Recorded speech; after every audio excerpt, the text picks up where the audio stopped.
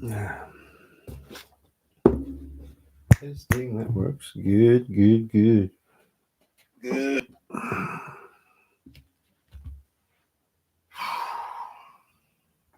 Hey everyone, how you doing?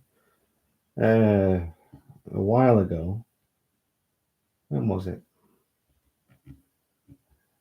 It was a month ago. 1 month ago, I put out a post on YouTube, Instagram, and Facebook, just letting you know that I'd be doing a Q&A video. You can ask all kinds of questions. I've got 51 questions on YouTube, a whole bunch on Instagram, and a bunch on Facebook. So I'm going to start with the YouTube ones first. And hopefully you can hear me all right. And I'll wait for some folks to turn up. But yeah, it's a lot to get through. A lot to get through. Sorry, I got a vape, otherwise I'll just crack up. Gotta do something. Gotta do something. Right. Oh, here we go. Oh, RB Toys. I remember your awesome comments, man. Hey, thanks very much for joining. Gosh, I have to lean forward. I used to be able to see all the names without leaning in. Getting old. Mr. Strongbro, John Hensley, Tim Harvey, and Mark Mitchell. Hey guys, how you doing? All right, so I'll get started because we've got loads to do. Once again, this is the Q&A answers video. Can you hear me all right? Is it coming through all clear for you? Hope you can hear me. I think you can. Should be all right. Yeah, you guys confirmed. Thank you. Okay. Thank you.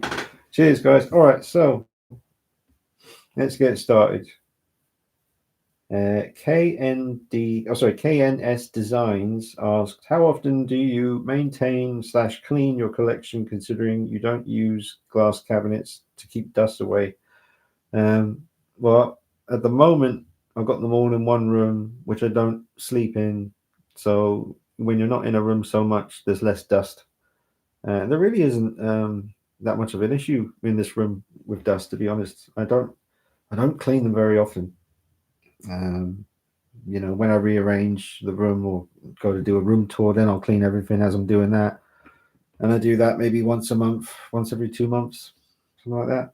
But like I say, because I don't sleep in the room, or it's not a living room where I'm always watching movies in here or anything, the dust isn't so much of a factor. But in the summertime, when the sun's out and it's revealing all those things you don't see when it's all overcast and cloudy in England, the sun obviously reveals the true answer to that. And I think, holy, I thought it wasn't too bad. And then the sun comes out and it's like, yep, I need to get dusted. But I just don't use cabinets right now anyway, just because this is the way I like it. But in the future, who knows? It might change. And then Tim Harvey, who's here, asks, can you give us any teasers of what Caustic Plastic may have in the future for classic horror figures beyond what they've announced? Well, they did secure the rights to something.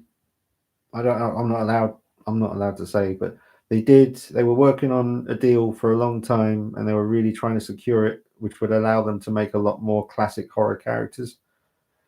So yeah, apparently that's all gone through, which means there's a possibility of a 1/6 scale Frankenstein, Bride of Frankenstein, Wolfman, Mummy. Who knows? Stuff that no one else is. Well, Sideshow have done some 1/6 scale classics for sure, but Caustic Plastic will do an amazing job. So, and they're doing stuff like Bloodsport as well, and Missing in Action, and it's also random and crazy and awesome, and Fonzie from Happy Days. You just never know what they're going to come out with next. So yeah, that's all I know for now, Tim. Some dog outside going crazy. Right, so I've got 55 questions on YouTube that I've got to answer, and a bunch on Instagram and a bunch on Facebook. So I won't be reading all the usual stuff that I read here, folks, that you guys are saying now. So talk amongst yourselves, and it'll have to be a super chat if you got a question to get my attention, because I've got a lot to get through on here. So let's move on to the next one. Andre, this is the way, asks, what are your thoughts on the current 1/6 scale collecting world? Too much choice, not enough choice, too expensive, quality control, etc. Thanks for your videos. Thanks, Andre. Um, well, it's never been a better time to discover 1/6 scale. You know, I mean, back when I discovered it, Hot Toys had only, in fact, well, technically, when I discovered Hot Toys, they hadn't really, I guess they'd announced, the very early Dark Knight figures, the first Joker that they ever did. I mean, the first MMS Heath Ledger Joker they ever did, and the Batman Begins, and that Dark Knight suit that was all rubber, and he was quite chunky. And I mean, yeah. So I've seen so much in the past, like 17, 18 years, whatever it's been.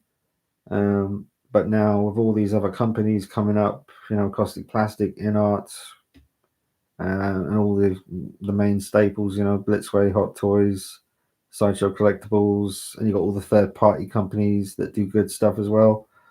There's so much choice, and it's very competitive. So the underdog companies are keeping it pretty realistic with their prices, whereas Hot Toys, they're not my favorite company, but they still make stuff every now and then that I have to, it's undeniable. You just have to kind of bite the bullet and buy it.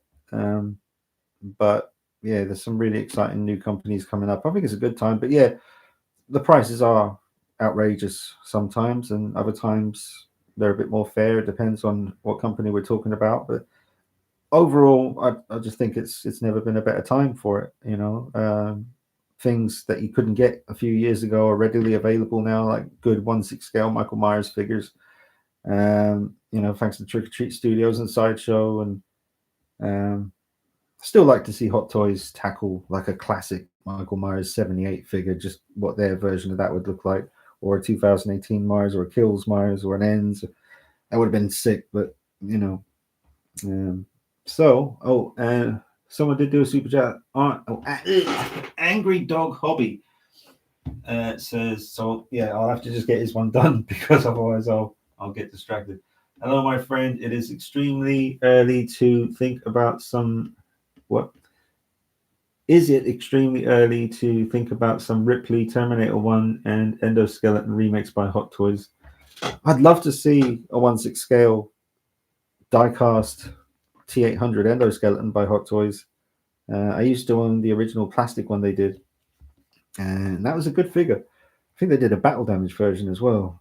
But the one from Genesis was the one from Genesis, so I never bothered with that. But yeah, I'd love to see T800 Endoskeletons from Hot Toys. I've got the quarter scale one, which is incredible, absolutely incredible. Just a feat of engineering and R&D, and how it moves. It's just unbelievable. Ripley, yeah. I don't think we need another Alien Ripley, but certainly one from Aliens, the second film, and maybe even Alien 3 Resurrection. Go for it, but I don't see any reason to redo the first one again. And Terminator 1, we could do with a Carl Reese for sure. I sold both of the Terminator 1 Arnie figures. I had the Tech Noir and the Cop Shootout Battle Damage version. They're both great, but should never have sold the Tech Noir. I mean, that was silly. That's one of the ones I regret. So thank you, Angry Dog Hobby. Thanks very much, man. Ruish. Here we go. Collectible Comic Figures 5578 asks, he says, hi, I have two questions. If you pre-order a figure, where is your reliable go-to place to order? And two, if you could only have one figure, which one would it be? Always an awesome channel with honest opinions. Thanks very much for that. Well, I don't really tend to pre-order figures ever, to be honest, but I did just recently decide to pre-order the Unforgiven William Money 1/6 scale figure from Sideshow Collectibles website, which I really never do. I think I've only ever done it once before, and that was many, many years ago. hit the thumbs up button while you're here, folks. Got 8 likes. I'm sure there's more of you than that. Smack it, smash it, do what you do. But yeah, I don't really I don't tend to pre-order very often. Most of the time I'll just wait for eBay and look for a price that doesn't seem too unfair, you know, because sometimes they are ridiculous. But if you wait, especially with Hot Toys figures, if you wait 4 to 5, 6 months after it's been released in Hong Kong and it's made its way around the world and people have gotten over the hype of that figure, because that's how it is in the hobby, that excited feeling, unless it's a really special figure, but most of the time people move on, they put it on the shelf in their display and then they move on to that next thing that they're really excited about. But eBay, you know, because I'm in the UK, I'll look for, specifically search for UK only, buy it now, and I'll type in Hot Toys and just see what comes up. And that's how I found the 89 Batman, the 2.0. That was a really fair price. And it was right in the UK, so I didn't have to worry about customs or taking long to get here. It took like 2 days and I had it. So yeah, honestly, I just use eBay a lot of the time. Just be careful the prices you're paying and stuff. But I have recently used Sideshow. I don't know if I'm going to get charged customs when it gets here. I'll let you know in the review, I guess. I've ordered some stuff from 1/6 Kit before. He's always been good. I got my Kurt Cobain Blitzwave figure from him, even though there was a bit of a screw up with that. And he said that I ordered 2, so I had to pay for 2. I sold 1 in the end. But I swear to God, I never ordered 2. I was very careful about it, but either way. But I've ordered stuff from him in the past a few times. He's always been very reliable. I think that's about it, really. eBay, Amazon. That's my main go-to places. Oh, and if you could only have one figure, which one would it be? Oh, it would probably have to be Batman Begins. It's very difficult with the Perfect 78 and my Shin Godzilla stuff and my T800 endoskeleton, the Predator stuff. It's impossible to say, but gun to the head, hypothetical, it would have to be the Unreal Toys setup, the Unreal Toys 2.0 head sculpt, and the Batman Begins. That would be it. Be a shame to lose all the other stuff. Oh man, Howling Werewolf, that custom figure. Hang on a minute. Difficult. The Night Shift asks, and that's a cool dude. He's on channel The Night Shift. Spelled NYTE. So it's the_night_shift. He's got a Halloween Kills mask from me and some other stuff as well. I think I did an H40 for him, I'm not sure. But check out his channel. He does a great job showcasing his masks, puts in a lot of effort. He says, "Hey buddy, just curious, what got you into collecting? Was it something that you've always done, or was there a figure or mask that kickstarted the whole thing for you?" I've always been collecting. Always, since I can remember, a little kid, you know, relying on my mum to hopefully have enough money left over to get me a new Transformers toy or a Ghostbusters toy or a Teenage Mutant Ninja Turtles toy. When they first came out, it was crazy. You couldn't get them. Star Wars toys back when, man, I'm old, 43. So I grew up in the 80s. I was born in 1980, October 31st, 1980. That's right, Halloween. What a day to be born. But right smack bang at the beginning of the 80s, and it was just the most incredible childhood. You know, I was a single parent household, just me and my mom, and she made it all seem so perfect. And I never even thought for a second that she was struggling to make it all as beautiful as it was for me. But the cartoons and the movies and the music and the clothes and the friends, like, it's different now. Like, kids don't, you know, like, I see kids just looking at their phones, and kids with their faces just stuck to a tablet the whole day, and they don't go out and play anymore. And back when I was a kid, we used to just get on like in Stranger Things, like literally, you know, like get on a BMX, and there was no play dates arranged beforehand. You just turned up at your friend's house and knocked on the door, and, "Hi, is Daniel in?" And then you come running down. Like, you just get on your bikes and go on an adventure and end up lost. And it was awesome. And just, yeah. But yeah, always been a collector of everything.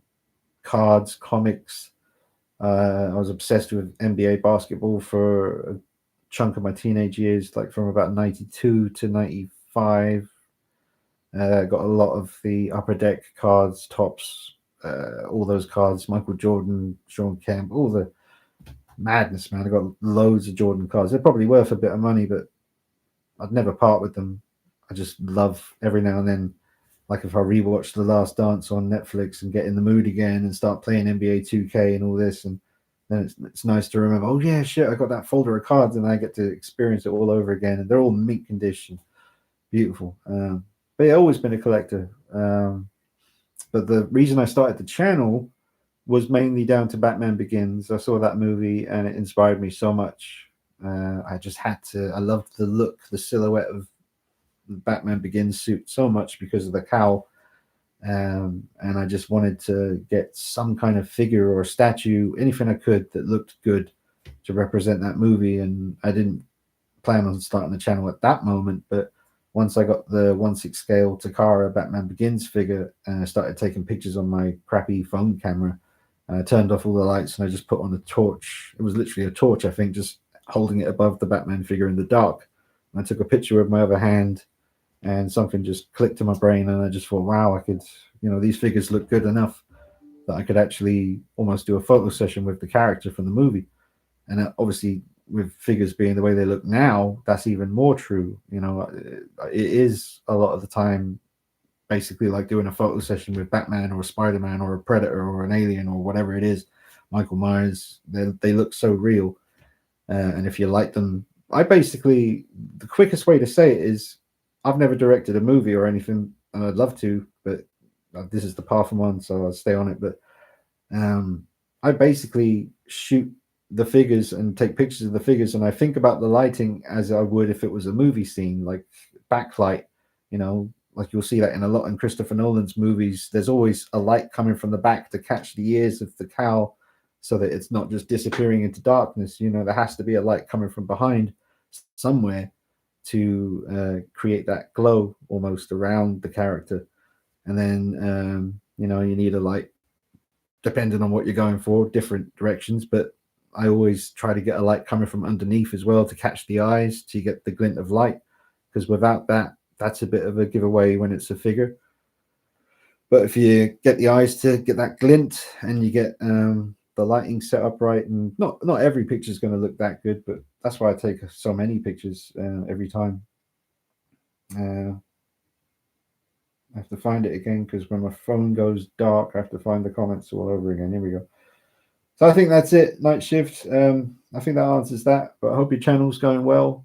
And yeah, awesome channel. Dale Kidia, is that how you say it? My final question. Where was his first one? All right, must be below. Anyway, my final question. What's the key to having the perfect life balance between work and family? Oof, don't know if you're asking the right guy. I've kind of dedicated my life to this, really. Yeah. So, I mean, if you're talking about like kids and stuff, I don't really have that to worry about.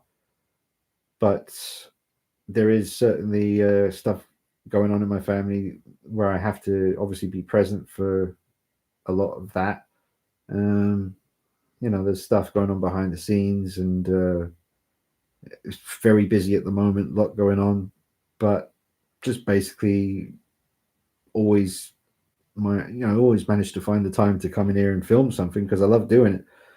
And it's such a long process as well, especially with big reviews. I got a big review coming up that I won't say what it is until I upload it, because it'll be a nice surprise for everybody. It's not something I thought I was going to be getting my hands on, but a big company that I was kind of chasing after for the chance to show their stuff in my way of showing it. I got some good news from them recently.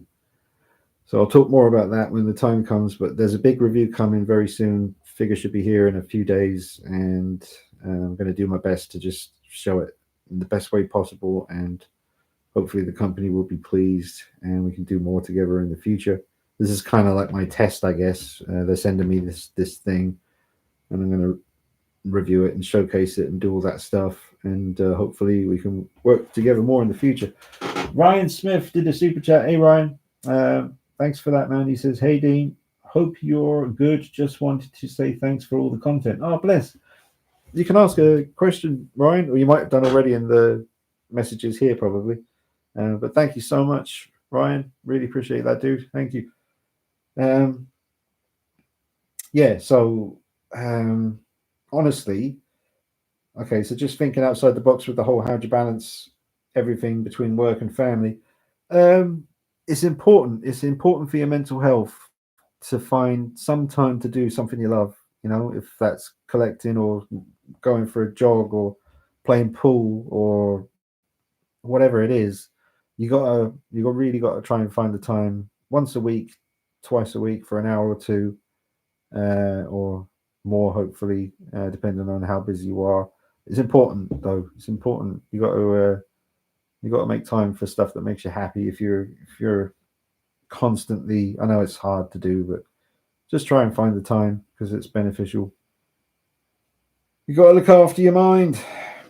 Uh, Dan R slash or dash GH Freemo. Sorry if I've crucified that. How tough is it to maintain cleanliness of your collection or cleanness of your collection? How often do you dust? See, that's the dust question again. We already answered that at the beginning. So just check the beginning of the video for the answer on dust. John Floyd, man, 7735. Hey, John. He says, "Hey, Dean, hope you are well. I have a question. What happened to the figure pit and how is your pal doing? All the best. R.I.P. Ruby." Yeah, man, Ruby's passed away, bless her. I still get people every now and then send me a message saying, "Hey, man, how's Ruby doing?" And oh. But yeah, she was just absolutely sweet, sweet dog. But figure pit, haven't had anything to do with the figure pit now for 5 years, I think. So I honestly don't know if it's even still going. I hope it is because it was a great idea, and it was going well. It was going really well. I can't go into it too much because it's personal. The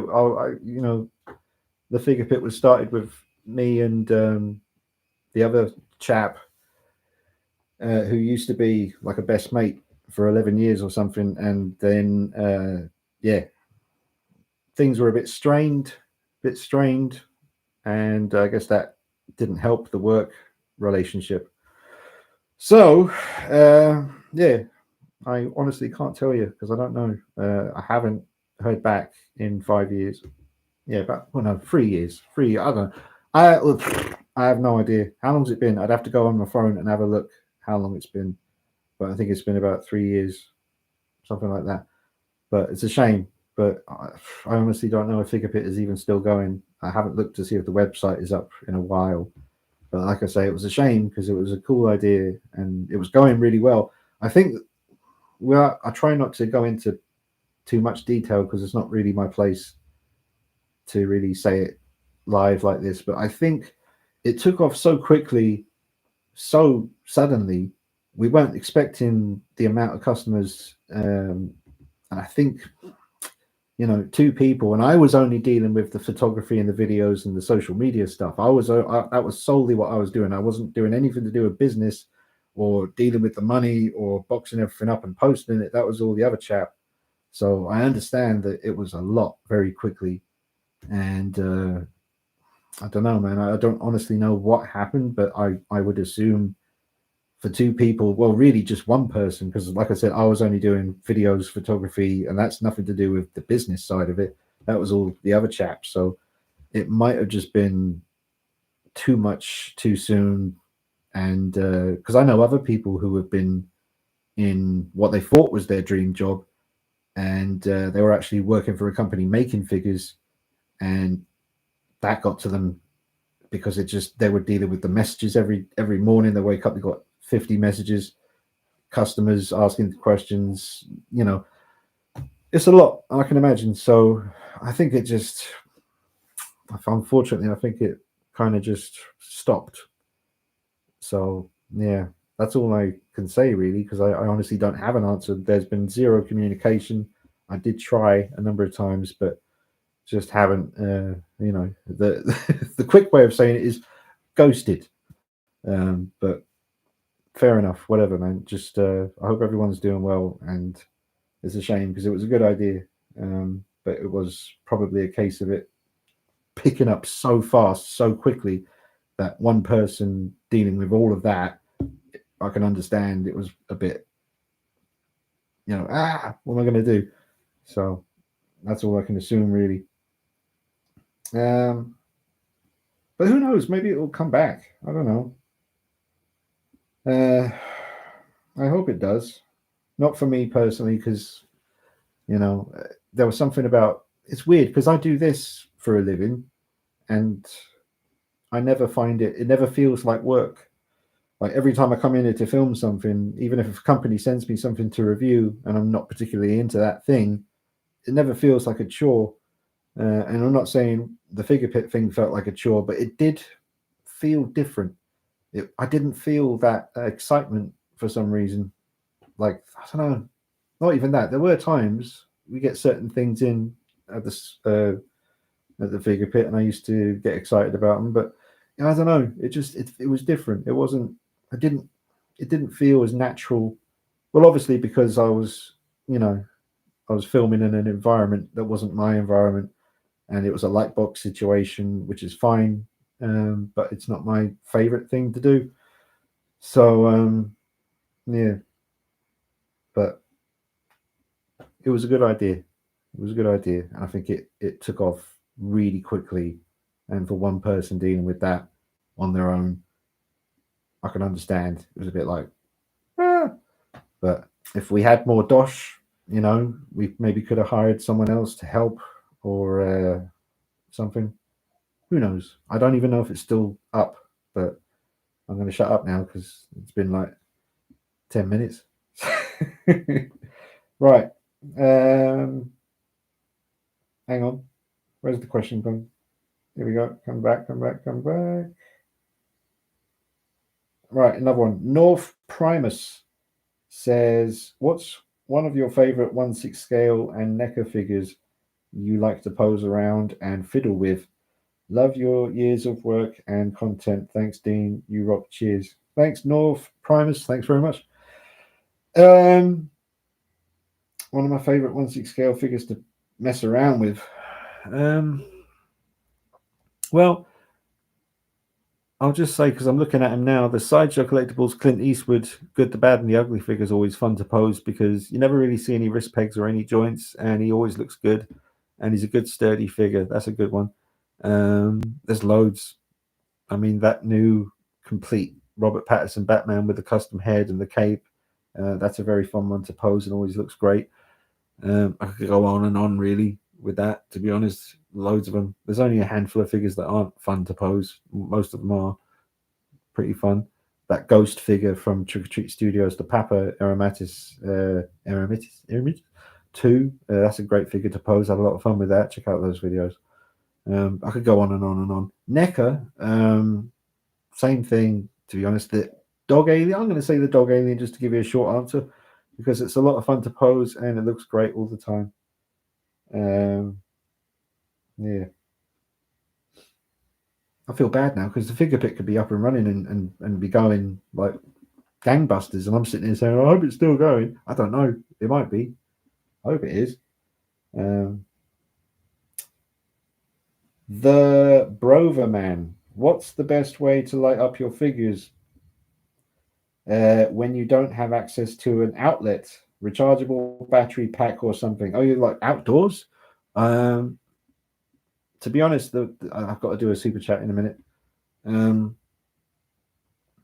To be honest, when I'm outdoors, like the times I've done that, it's usually in the back garden in the daytime, so I don't really rely on any other lights. I've never been in that situation, to be honest, dude. I did some early days back in the early days of the channel. Went to the forest with a Predator quarter scale jungle hunter, the masked version, and had a great time taking pictures of that in the woods, because in that particular forest there was a section of it that really looked like the area of the jungle in Predator, and that was just daylight, natural light. But as far as if you're thinking about outdoor photography, like say if you had access to a cool rooftop in America or something, and you had a quarter scale Dark Knight Hot Toys Batman, and you wanted to have him on the rooftop, secure him, and make him safe. Don't do it on a windy night, and have the actual natural skyline in the background. Then I'd say, like you said here, like a generator, little mini charger pack thing, just something so you can have something to light him from the back, like I said, and above if you can, and from underneath. But that's all I can say to that one, sir. Oh, super chat. Thank you, Joseph. He says, you're getting the new Hot Toys T800. You getting the new Hot Toys T800. I just bought the Enterbay 1/4 scale damaged one on eBay. Should be arriving this weekend. Thanks and love the channel. Oh, so he's not asking a question. Thank you, Joseph. Thanks very much, man. Appreciate that. Yeah. The new, the new DX Terminator 2 Arnie one. Probably. We'll see how things go money wise. I'm not minted. It's like, I'm worried that the Hot Toys Bane is going to come out any day now. I'm not ready for that. I'm not in a situation where I could do that on eBay. I'm hoping Hot Toys hold off on Bane for a couple of weeks, knowing that it will probably come out tomorrow now. Neil Walker 8003 says, hi Dean, if you could compile your ultimate band, choosing musicians past and present, who would you choose? I was thinking about this when you originally asked it on the toilet, not gonna lie. That's where I do me pondering, me thinking. No. So let's see. I'm gonna say, let's see. While I could go forward, let's start with the drummer. Let's see. Obviously, you got your Danny Carey's and your Dale Grovers and they're everywhere. Like drummers, I mean, forget about it. But I'm just going to say Dave Grohl because he's very solid and reliable, and I like his style. I love all the flams and the triplets and the fills. And I know he was very influenced by Dale Grover from the Melvins, who's the OG. But he's not getting. He's getting on a bit. So is Dave Grohl, but he's still got it. So I'm going to just put Dave Grohl on drums. And on bass, I haven't got a clue. I'm just thinking now. I'm going to put Justin Chancellor from Tool on bass because I love his tone and I love the sound, man. And he's a great player. So I'm going to have Dave Grohl on drums, Justin Chancellor from Tool on bass. We're going to have two guitarists, or are we going to be a three-piece? Let's be a three-piece. Yeah.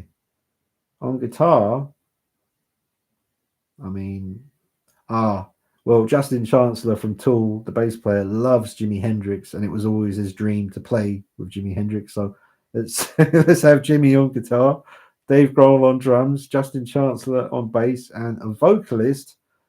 I kind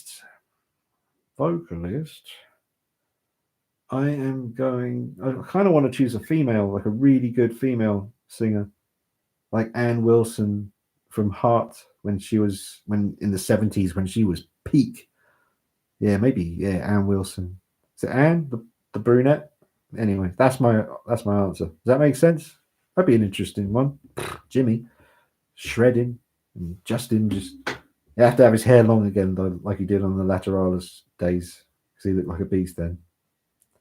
There you go. All right. It's a shame I can't read all these because there's loads of bloody comments. I'll have to come back and read them later.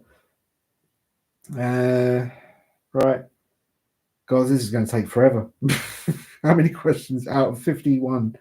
And there's still Instagram and Facebook to go as well. Jesus. Right, I'm going to have to speed through these.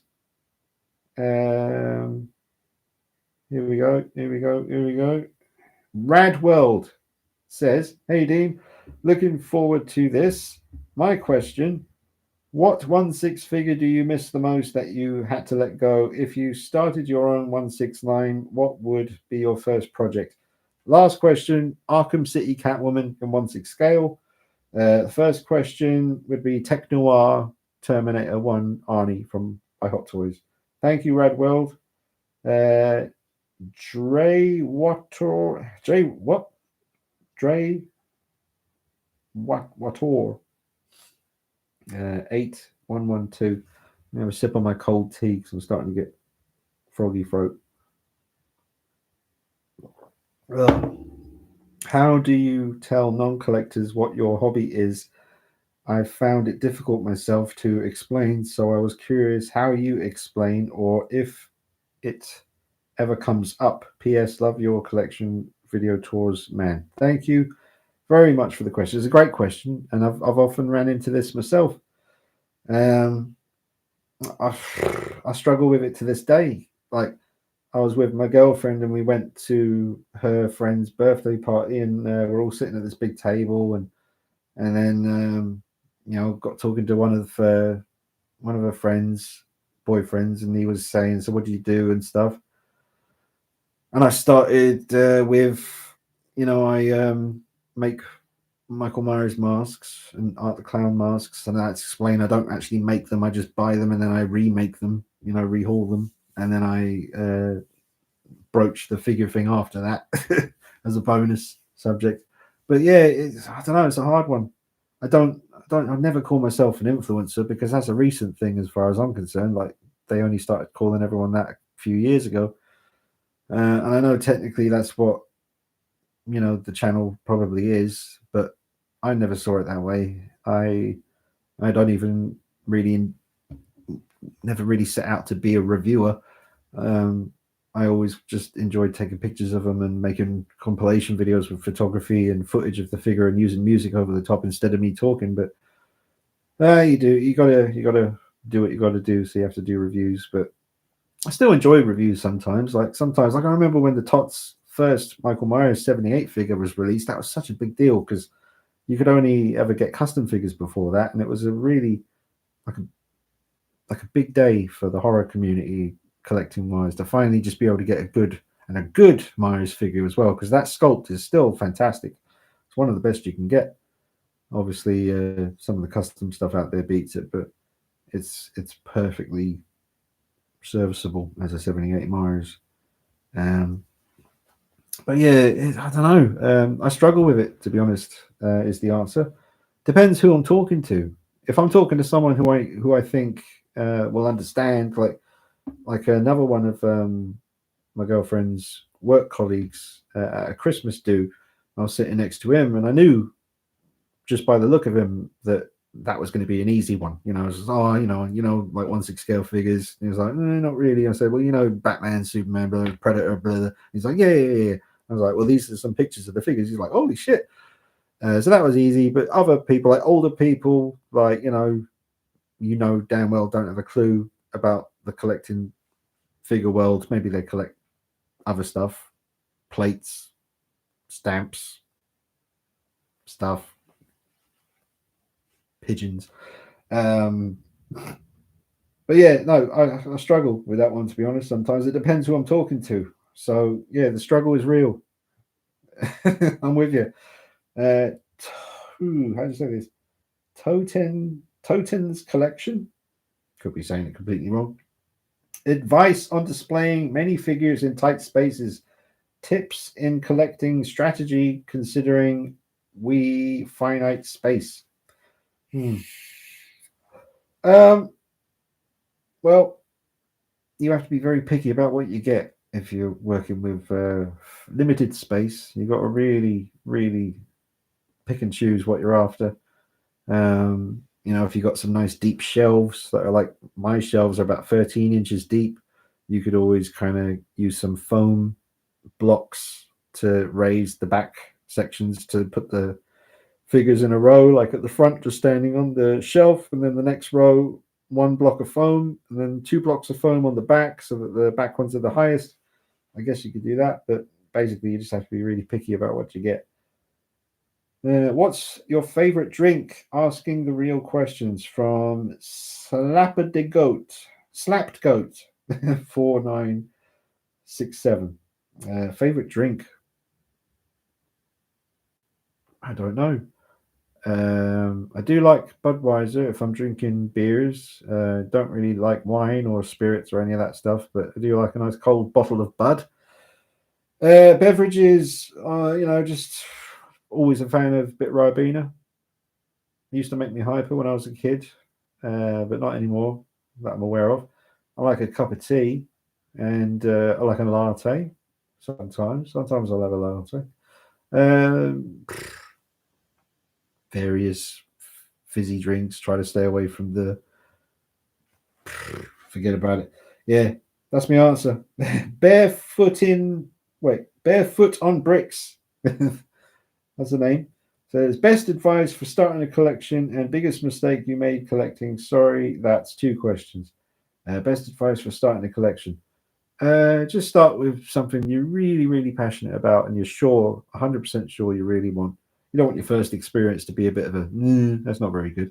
Do your research, watch loads of videos on YouTube, and if it's Batman related, chances are I've got it on the channel. So, or Michael Myers and Predator and Alien and all that stuff. And biggest mistake I made collecting. Just nothing really. I've got too much stuff. I don't have enough space for it. I'm struggling with that. I can't be bothered to sell things a lot of the time because it's a pain in the ass. The communication. I'm trying to sell some masks at the moment, and it's just a nightmare, man. You get a lot of time wasters and all that stuff, so it puts you off selling stuff. And eBay take too much of the money. I've only ever sold two things on eBay, and they take so much of the money, it's just not worth it. So I end up with a lot of it just staying here because selling stuff is such a massive hassle. I wish if I was in America, there's probably places you can just go and take your figures to, like a big comic book shop, and just they'll buy them off you. I've seen videos like that on YouTube, and I wish there was somewhere like that near me, but unfortunately there isn't. So thank you, Barefoot on Bricks. Flawless Lego says, is there a dream figure you wish existed, like a super specific costume movie? I'm just going to say the Arkham City Catwoman again, because no one's ever made it on 1/6 scale, and that's my favorite Catwoman, and I'd love to have it. I wish Hot Toys would make her. Seems like an absolute no-brainer to me, because they made the Arkham City Batman, and he should really have Catwoman. And they made the Arkham Asylum Joker. So yeah, thank you for that one, Flawless Lego. Then Chris underscore Corcoran says, it seems like you were single for a while. So what made you decide to start dating again? It was my mother. She said, I've been single for like 14 years or something, because I just had terrible experiences in the past. I'm a very nice guy. I really am. I don't really ever raise my voice to people, especially ladies. But I always end up getting screwed over, to be honest with you. Just that's it. So after that happened twice in a row, I just sort of decided I wasn't going to do that anymore. And I was so busy with my channel and enjoying this, I didn't really miss it.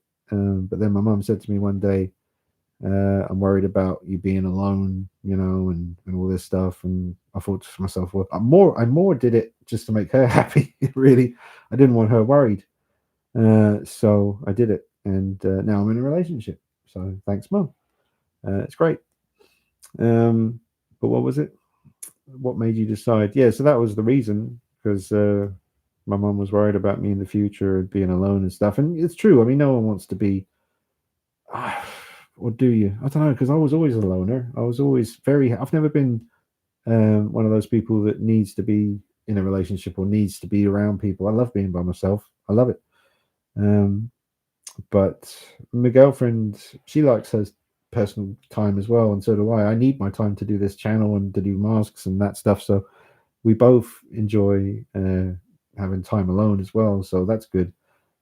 I've been in relationships in the past where one in particular, where the other person just always wanted to be with me all the time and basically live with me for like 3.5 years.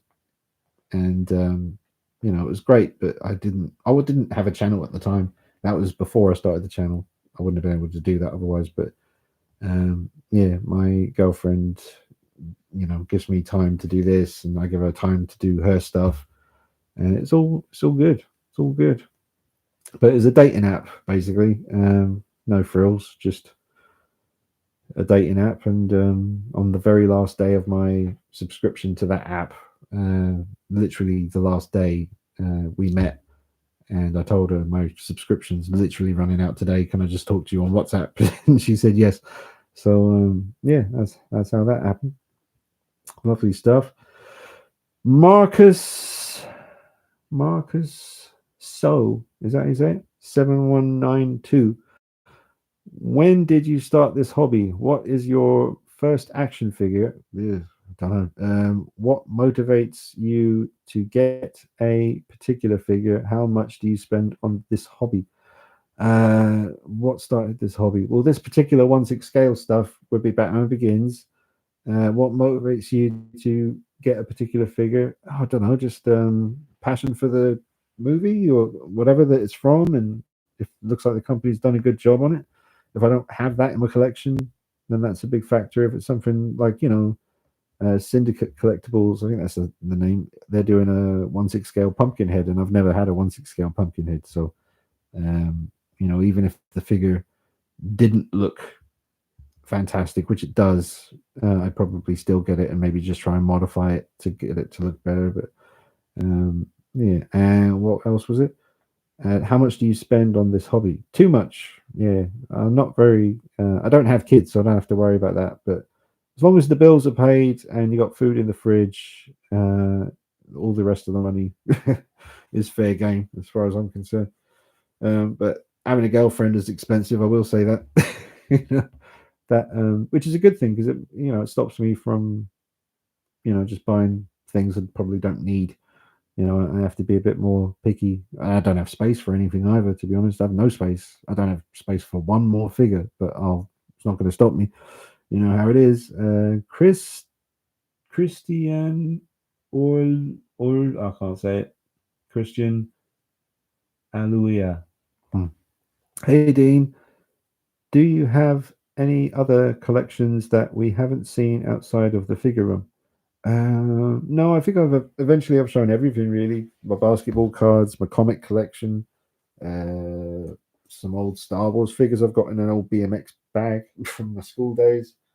I think that's it really. I think you've seen pretty much everything on the channel at some time or another.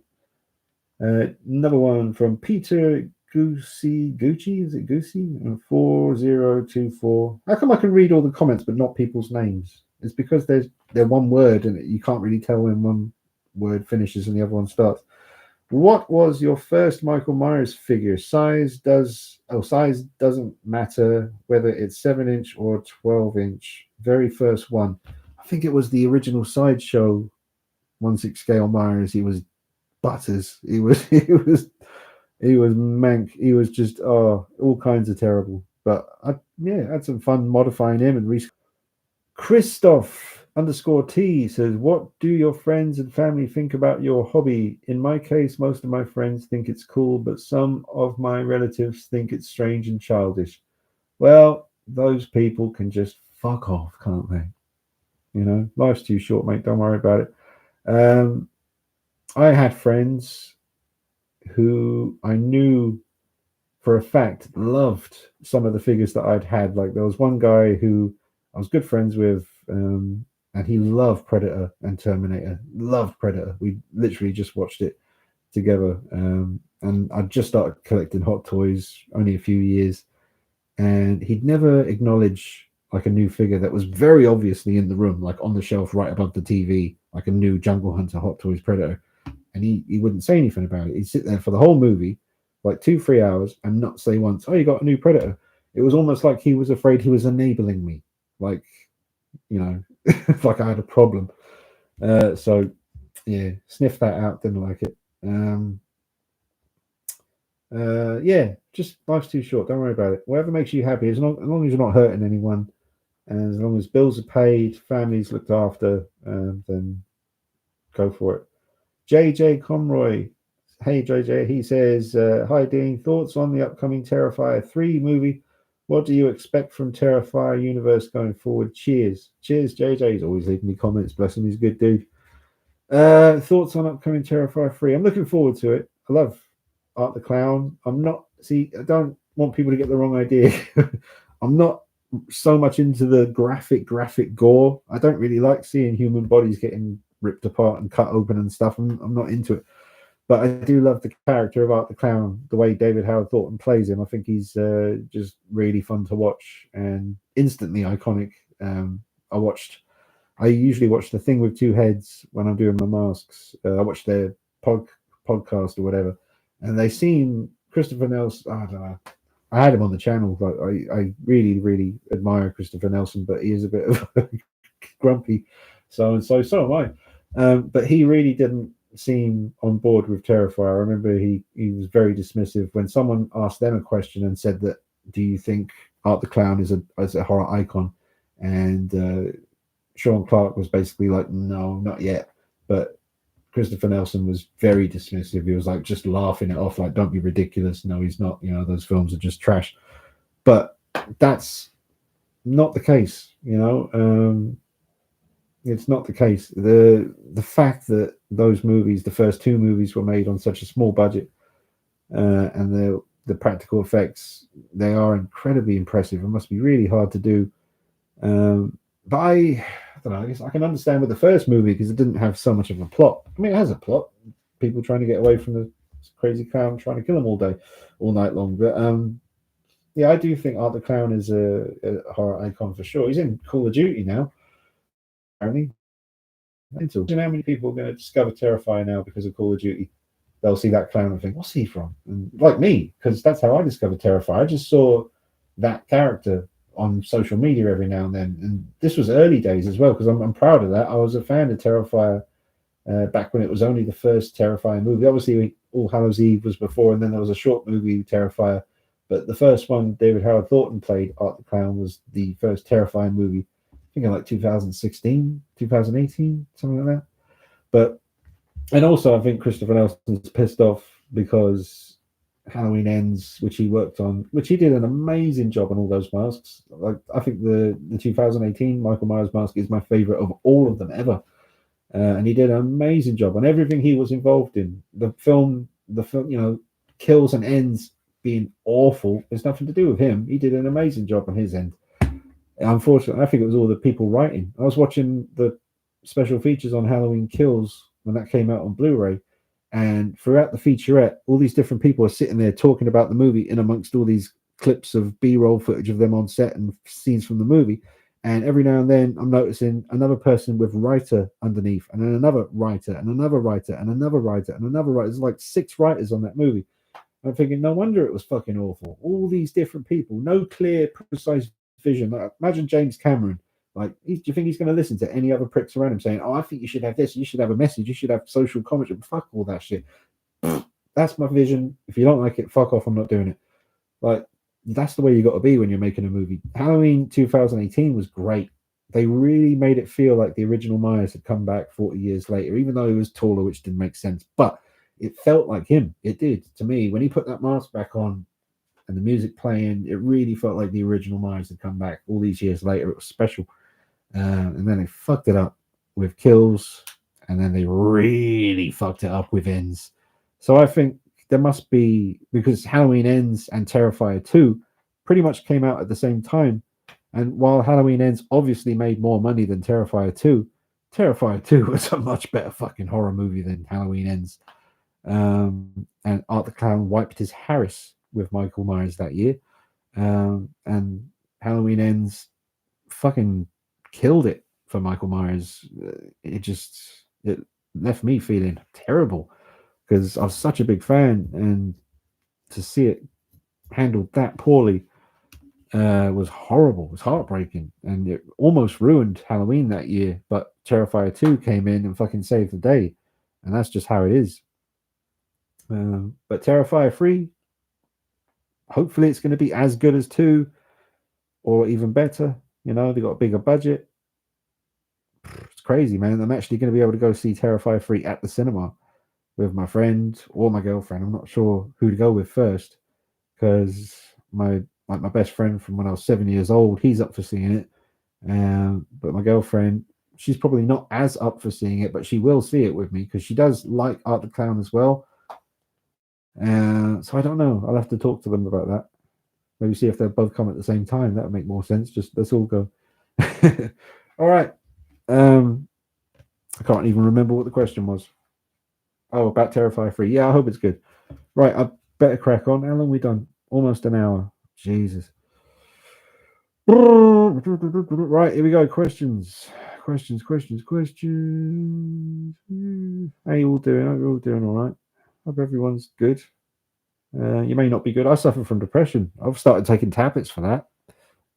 Just to be honest with you about all this business. Yeah, I've always suffered with depression, but for years, when I started this channel, I was so passionate about this channel and so busy with this channel, I didn't have time to be depressed.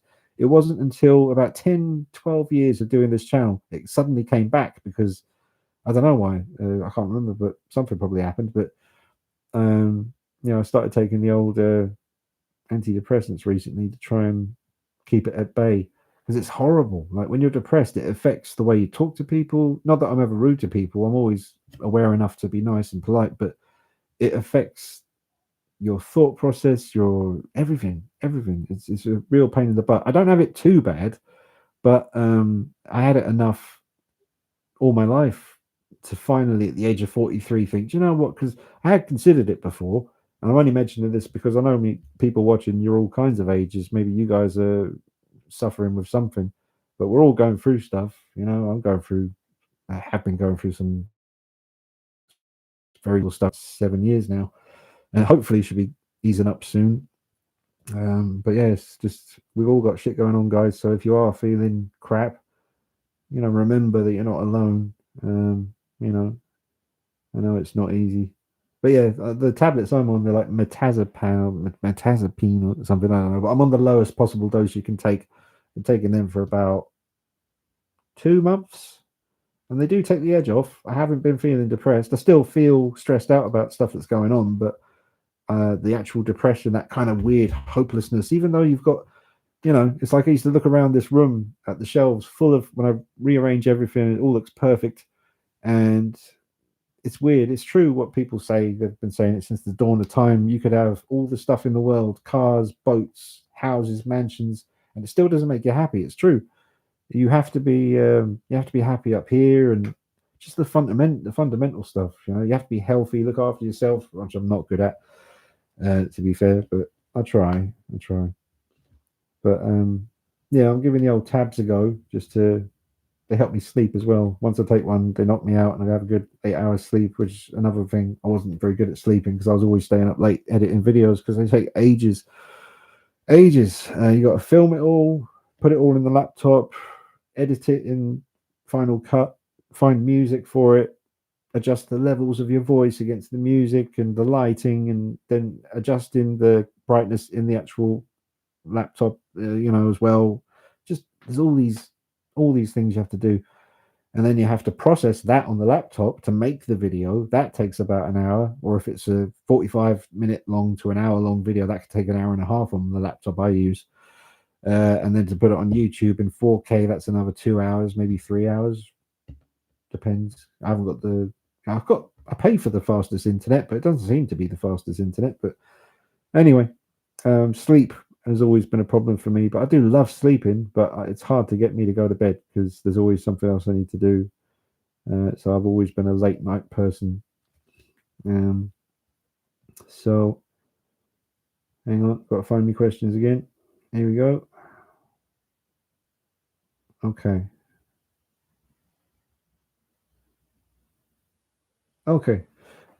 Thomas Willens.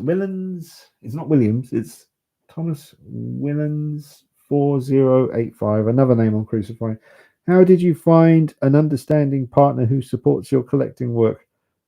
Well, I won't say the name of the website, but it was one of those dating websites, and yeah, she's cool with it, man. She it's hard to get anything out of her. She doesn't shower me with like compliments or anything, but she did say a few weeks back that she's very proud of what I do, and she thinks what I do is, really good because what did she say? She went into detail for a minute there, but no, she does. She don't. She understands. She's cool with it. She never. She will come in the room and we'll stand together looking at everything, and she'll say, "Do you really need two of him, or do you really need that? Why do you have that? If you've got that." And it's fun. So yeah, she's cool, man. She gets it. It's all good. She's got her little hobby as well. She loves building miniature, like little shops and cafes and stuff. They're really small, but you have to build every little chair and cup, cake, and carrots. If it's a fruit stall, forget about it. It's mad detail. But she's got her stuff she's into as well. Always a long name. Bloody hell. I can't even say it. There's Morissette in there, 5500. So I'm just going to say that bit. Thank you for your question. Sorry, I can't pronounce your first name. Did you think Hot Toys will make Alien new figures? I think they probably will. Yeah, they made. I was talking to Justin from Justin's Collection about this, about how they made. He already knew, obviously, but they made Kane and Dallas in 1/6 scale many years ago, many years ago. Those suits were made from rubber, the space suits when they go out exploring, which probably isn't good for those figures. They're going to deteriorate, but you could always seal them up. But yeah, I think Hot Toys will obviously come back to all the stuff they've already done again and again and again. Ken underscore collection with K says, "Have you ever been in a fist fight?" Not in a very, very, very, very, very long time. I wouldn't be any good now, to be honest. I'm powerful. I've got the strength, but not much stamina. It'd have to be a very quick fight, like 5 seconds, get it done. Hopefully, knock them out in one punch. Because if they don't, I'm in trouble. My cardio needs some work. I did go jogging for a bit recently. I haven't done it in a while, but it felt good, man. I tell you, that's another thing. If you're not keen on going on the old tablets to battle depression or whatever it is you're going through, exercise, there's no fucking denying that's true, man. If it's just a nice good walk at night. I liked going out late at night, about 11 o'clock around here. There's nothing, just foxes, no cars, no people. And I just go out for a nice strong walk for a good 45 minutes until I don't use a fucking little thing on my wrist telling me how many steps I've done. Your body will tell you when you're about to fucking collapse from walking too much. So I just do that, and yeah, it's good, man. Exercise is unbeatable. It releases all the endorphins and makes you feel good, and that is beneficial for you physically and mentally. So now I should practice what I'm preaching right now, because I haven't been doing it very much lately. But for a good little while there, I was on the weights, so I was doing walking and running. Just need to get back to it. Johnny, another one. Johnny. Hey, Johnny. He says, "What are your favorite YouTube channels for toy collecting?" I honestly don't have a favorite one, but the ones I have been watching, there's a bunch that I won't know the name of. Recently, I've been watching a lot of NECA Predator Ultimate figure reviews, and damn it, there was one guy who was great. Something amazing, D amazing or something. I think it's D amazing. He was really good. Obviously, Justin's Collection, he's a great dude. He's helped me out a lot. And he does, I'm not a massive fan of Lightbox videos. Not that he's using the Lightbox anymore. Apparently, that's changed. But if anyone was going to be doing, and I think there always should be at least one channel doing Lightbox videos, because there should always be one video, showing it in a Lightbox, because it is the clearest way to see everything. But yeah, Justin, because he's so clear and there's no bollocks, it's just a review in the nice lighting where you can see everything. And then I like Mr. Evil Cheese and Zombie Cat, his girlfriend. The review spot, very good. And then all the old channels that are no longer around anymore, that I miss from the old days. Too many to list, but yeah, there's loads. Some Godzilla channels I love. Was it G Forever? That's one. There's a bunch of Godzilla reviewers I love. But yeah, there's shitloads I'm gonna gonna forget to mention that's a dangerous question to answer because you got people watching saying, "Hey man, what about me?" Shit. But yeah, loads of channels, man, loads of channels. But I don't have a favorite, honestly. I really don't. I just watch whoever's reviewing what I'm after and just watch as much as I can. Okay, here we go. Back to the questions. I have to scroll down. Throat is killing me, and I haven't even finished the YouTube question. Still got so much more to go. Here we go. All right, 58 minutes. Is that fully charged? Yes, it is. Yeah. No, it isn't. Right. Here we go. Come back.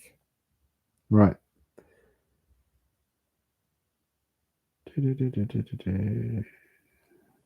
Okay, hang on. So I'm sorry. I'm just trying to find where the fuck I am. Done that. Done that. Okay, here we go. Here we go. Right. Dale Kidia says, what two franchises would you like to see crossed over, whether it be in comics, TV series, or movie? Preferably something that's not been done before.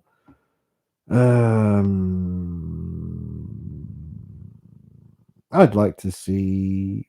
Most of you ain't going to know what I'm talking about, but I'd like to see Street Hawk from the 80s team up with either Airwolf or Knight Rider for a movie. That would have been cool.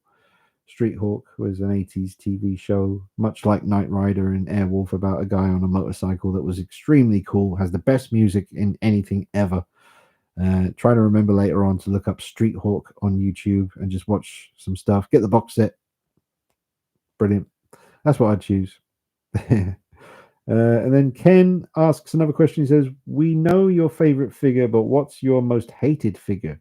What, in my collection? Wherever? I don't know. I don't really have one, to be honest. I don't really hate anything I have. I'm very careful about the stuff I buy. You know, sometimes they're not perfect, but I wouldn't say I hate anything I own. I can't honestly think of a most hated figure. I can't think of one. I'm thinking. I really don't like the feral prey NECA predator that I got recently. I hate that. Yeah, I hate that fucking piece of shit. I hate that figure. There you go, Ken. I hate the NECA feral predator. I don't like it. Van Beanie says, forgive me if it's already been asked. What do you do for a living? I think if I remember correctly, at some point you were working third shift. Are you still on that shift? There are some diehard third shifters. I work with some. I'm not third though. I think you mean like night shift. Ha. It's been on second. What? I've been on second shift for 13 years. Maybe someday I'll go for first shift. What? So like early in the morning? Just curious. Yeah, I used to do night shift at a hotel for about 5 years. That was grim. Started out fun, but it wasn't. It wasn't. It got pretty scary at times. I'm not going to lie to you. I was the only person there apart from all the guests. Like sometimes there was up to like 500, 600 people sleeping at night, and you're the one sole person that's responsible for looking after them. And you've got this one little glass door that sometimes opens by itself, even though it's supposed to be locked. And there's like 15 kids with their hoodies on with knives tapping the window saying, let us in, we're going to stab you. And you're on the phone to the police saying, there's about 15 hoodies outside saying they're going to stab me. Can you come here, please, and help me? Yeah, we'll be there in about 45 minutes. In 45 minutes, Doris, I'm going to be dead. So send an ambulance instead. Dickheads. Yeah, some stories, loads of stories. I could tell you stories. We could do a live stream about my days as a night shift hotel person. Yeah, for a living, I'm just doing my YouTube channel and my masks. That keeps me going. And yeah, it's not always easy. You know, obviously with masks, you got peak season, October, September, August, September, October is pretty good. But even after Halloween ends, I don't care what mask rehaulers will tell you. Halloween ends did put a nasty bit of an effect on the mask game. In between, because don't forget, Halloween Kills was delayed by a whole year. So in between Halloween 2018 and Halloween Ends, the demand for masks of Michael Myers was extremely high. I can't even tell you how busy I was in between those movies. But then Halloween Ends came out, and I just noticed the drop, a major drop. People were so disheartened and heartbroken over the piece of shit that Halloween Ends was. I still get masks out there. I still sell them, but it's not like it used to be. Art the Clown, obviously very popular at the moment, but yeah, I'm still waiting for that to really pick up again. I'm selling them, but not as quickly as I would like to. But I sold one last night, and I've got someone asking about one at the moment, and I've still got a couple available. Check out the video I uploaded before this live stream. You can see I've still got a Halloween Ends mask available. What else? What else? What else? If you could go back, okay, Chris Corcoran, that is it. It says, if you could go back to any point in your life, but keeping your current memories and knowing what you know now, what point would you go back to, and what would you change? I don't know. Am I going back to stay? Like, if I could go back to being like 5 years old in primary school, and that teacher making me read out loud when I was clearly terrified, and she just forced me to keep doing it and making mistakes, and I was like literally like had a tear rolling down my face, head down trying to read, and she's just shouting at me, keep reading. And I'd go back then, I'd give her a flying headbutt. Traumatized me, man. Nah. I don't know. No, I wouldn't.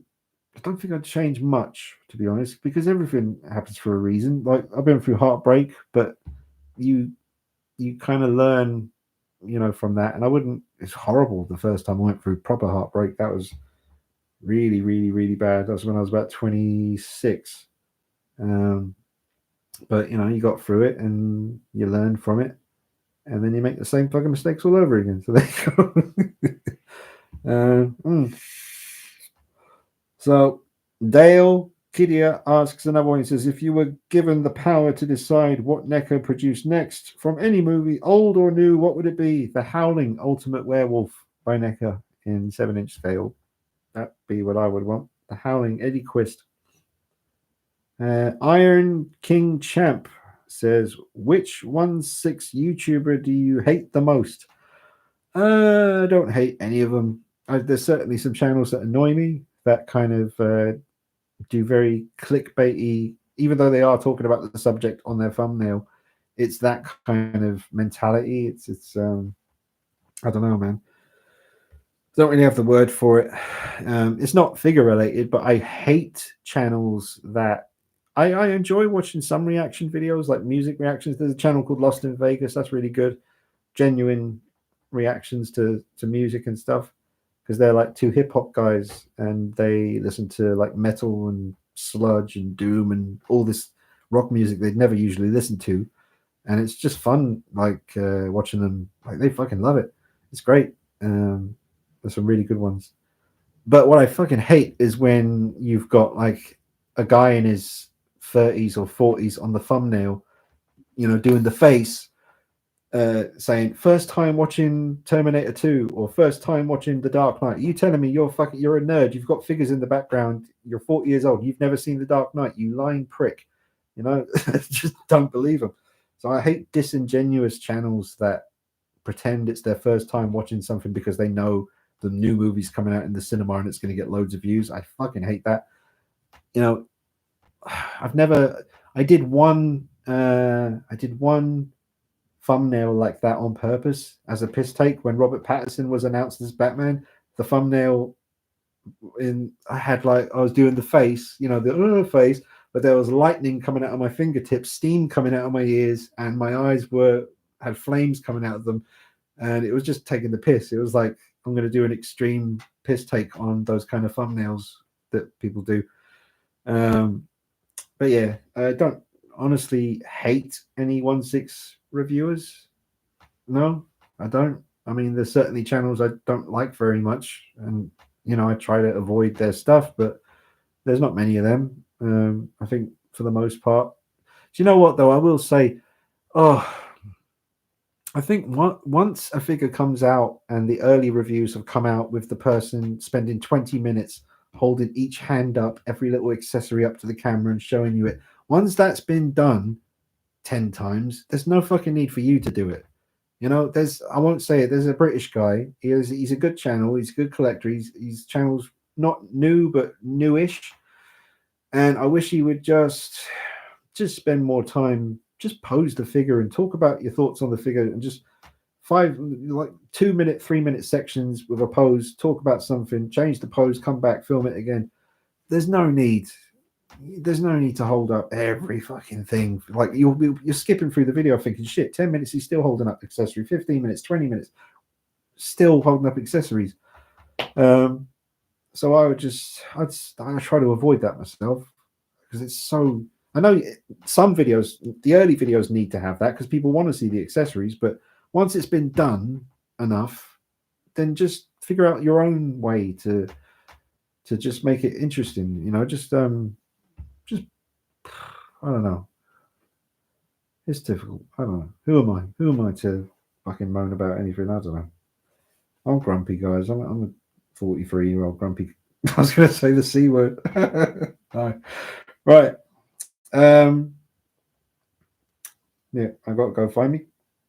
Sodding questions again. But I don't mean any offense by ragging on people for holding up accessories for 20 minutes. I just honestly think once the figure's been out for long enough and you're a couple late getting it, there's no need to do all that, you know, because it's already been seen.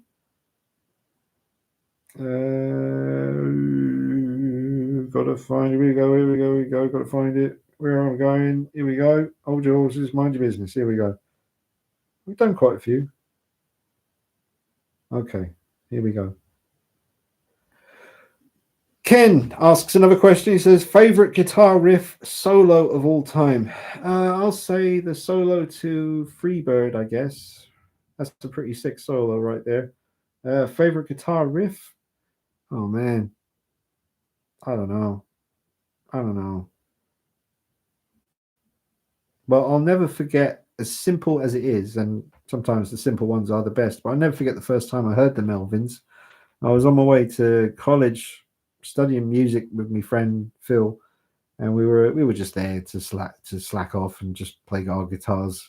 You know, we didn't none of that stuff we learnt at college stayed in here. I learnt how to read music, but I never used that to write music. I just went there to, you know, just play guitar with friends and meet other people and play music and stuff, and it was great fun. But I'll never forget the first time he handed me one of his headphones as we were walking in the cold in the morning, and it was Night Goat by the Melvins, and I just thought, wow, you know, as simple as it was so heavy and so atmospheric and creepy sounding and heavy and sick and awesome. Another one they've done is The Bit. That's an amazing riff, and Honey Bucket, and so many riffs by the Melvins. Really into Ghost at the moment. Have been for a few years. Love the first three albums by Ghost. Been listening to the second album a lot recently. And then Mysterious 2887 says, do you read much DC comics? Also, please don't make this a one-word sentence response. Okay. Do I read much? I don't read a lot of them. I was just thinking about this recently. I love the front covers of comics. That's what draws me to the comics, is the front cover artwork. I love. I used to love. I still do occasionally, but years ago, I really went through a big phase of collecting Adam Hughes Catwoman comics. Just the most incredible artwork. I love all my AVP original Dark Horse comics and my Predator Big Game 4-part comics up there. They're framed. But no, I don't read a lot of them because I just don't have the bloody time. To be honest, I have tried. I've read Gotham by Gaslight. That was a good one. I read The Killing Joke. I read a fair bit of The Long Halloween.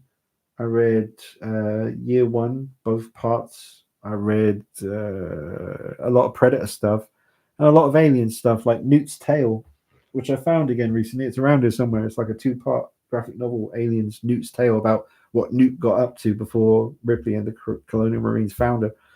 So yeah, I have, yeah. But more the Aliens and Predator comics than the DC's Batman stuff, to be honest, as far as reading goes. So thanks, Mysterious. Ken again. He's here. He says, on average, how long does it take you to edit a video review? Oh, ages, because I got to find the music first. That's a nightmare trying to find copyright-free music. It takes hours. Like, say if the videos of the review is 30 minutes long, it will probably take about double that, an hour and 15 minutes to edit it, because I'll be constantly going off looking for another song because the last one just ran out and I need another song, and it needs to suit what we're looking at to an extent. And it can't be too distracting, the music, you're trying to find something that works but isn't too annoying in the background. And then I hate hearing myself, like, say if I take a deep breath in between a sentence, I don't want you to hear me go so I have to edit that out. So then you've got to go in and cut that bit, mute it, and then fade in the next bit so it doesn't suddenly come back in again. It's a long pain in the ass, but I love it. So there you go. Can't believe how many videos I've done on YouTube. Like 2,600 minus the 100, and not including the 183 I deleted years ago because of copyright problems, but almost 3,000 videos, and each one of them takes hours to edit and process and upload and share and all that. But I love it, man. It never feels like work to me. Christopher XR7NW says, yes, show him how it's done.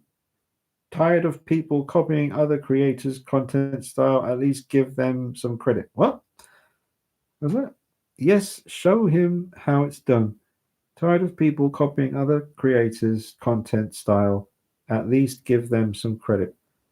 I'm not sure what that's about, but it sounds fair enough. And then the next one is SO-05. Where do you get your NECA alien models from? Do you order online or buy them in stores? They do sometimes have alien, no, not so much alien, but they do sometimes have NECA figures in my local HMV. They had The Thing, some other stuff, Predator, blah, blah, every now and then. But I just get them online, eBay, Amazon, when it comes to NECA stuff, really. Or Mad About Horror sometimes as well. What's another band you love besides Tool? Ghost, Nirvana, Soundgarden, Alice in Chains, Pearl Jam, Guns N' Roses, Melvins, Shellac, Hero of 100 Fights, Unwound, Massive Attack,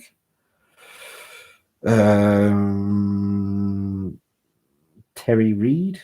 It's not really a band, but he did a lot of those songs on the Devil's Rejects soundtrack. And a bunch more. Slint, love Slint. The album Spiderland is absolutely incredible and unique. Check out Slint, Spiderland. Amazing. Fugazi.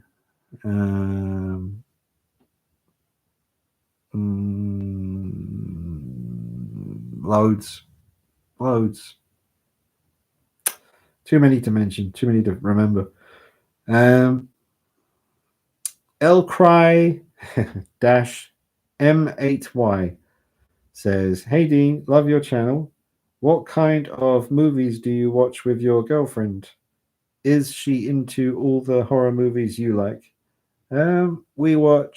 She loves Aliens, Alien 3, Alien Resurrection, all the Alien stuff, Prometheus, and I do too. Prometheus just needed, someone mentioned Street Hawk, I can see it up there. What's that say? Street Hawk, Super Force guy in suit was good too. Oh man, I wish I could read. There's so much good stuff up there to read, but yeah.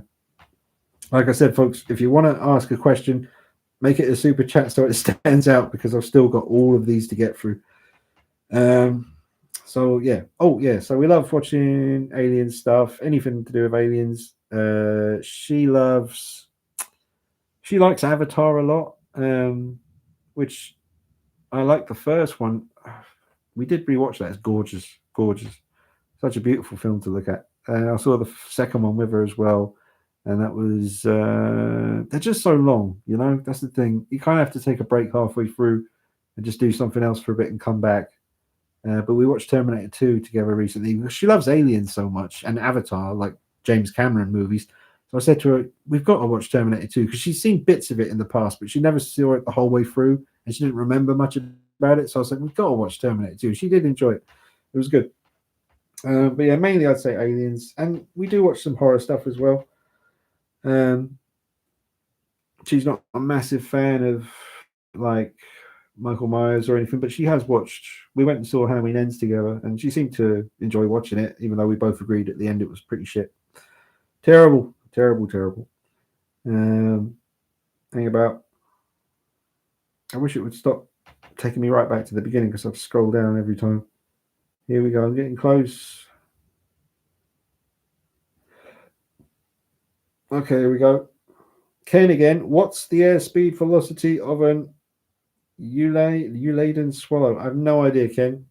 No idea. But he's back again. He says, "Back to the Future remake, question mark. Are you for it or against it?" Against it. I am unsubscribing if you're for it. Against it. You never, don't even fucking try. No. Why bother? You know what I mean? They'll probably put fucking Tom Holland as thingy. Are you feeling all the Deadpool Wolverine hype?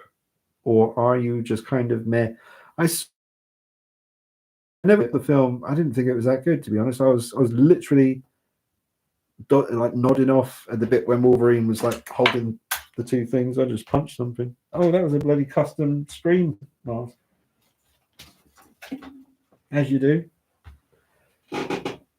Custom one. No, still custom. Or is that the sideshow one? Either way, that's an unpainted one. Who knows? What do you care? Right. Where was I?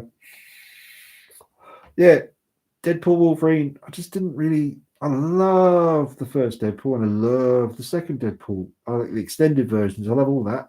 I love the first two Deadpools, but yeah, I found myself. Do you know what though? I'll probably get it. Obviously, I'll get it on Blu-ray or whatever, and I'll add it to my collection. I'll watch it at home in my own time, and I'll probably fucking love it. But I don't know, something about that day. I just might have been in a grumpy mood because I hadn't started taking my meds yet, so I was in a bit of a dark place mentally. And I did go see it on my own because my girlfriend wasn't around at the time, and me other mate was probably busy or away on holiday, I think. Anyway, yeah, I'll give Deadpool Wolverine another try when I buy it on Blu-ray. There's definitely parts that I really enjoyed, but I just remember getting the bad guy, the bald lady, just didn't find her interesting at all. And you need a good bad guy. Like in the first one, you really wanted Deadpool to kick that guy's ass because of him torturing all those people. And he was a real dick. He was very easy to hate, the English guy. He was a good bad guy. And then the second one, you had, well, there was just so many characters, but it never, I really enjoy the second one. I think it's hilarious. There's so many one-liners and jokes flying at you that you do need to watch Deadpool 2, the extended version, about 3 or 4 times to catch all of the jokes. So even when I watched it again before I saw Deadpool Wolverine, I was catching jokes in Deadpool 2 that I just missed the first few times before. But yeah, I'll give it another try. I love the suit from Deadpool 2, and Wolverine looked incredible. I'm going to try to get Wolverine. I have the Hot Toys figure from the latest Deadpool, but I'll try and get Wolverine to go with him. Here we go. One Mecha DN4BN says, "Do you still have Batman Arkham Knight Hot Toys in your collection?" No, I got rid of him because he's basically a statue. I didn't really feel safe posing in extreme poses, and I got bored of him, quite frankly. So I sold him. Decent figure though. Sometimes I don't miss it. I've never missed that one, but I do have a Kevin Conroy to represent Kevin Conroy in the collection. I've got the Arkham City one modded, and I've got a statue of the animated series in 1/6 scale Batman as well. He's perfect for representing Conroy. Zach Collectables 1932 says, "What's a figure or collectible that you regret buying?"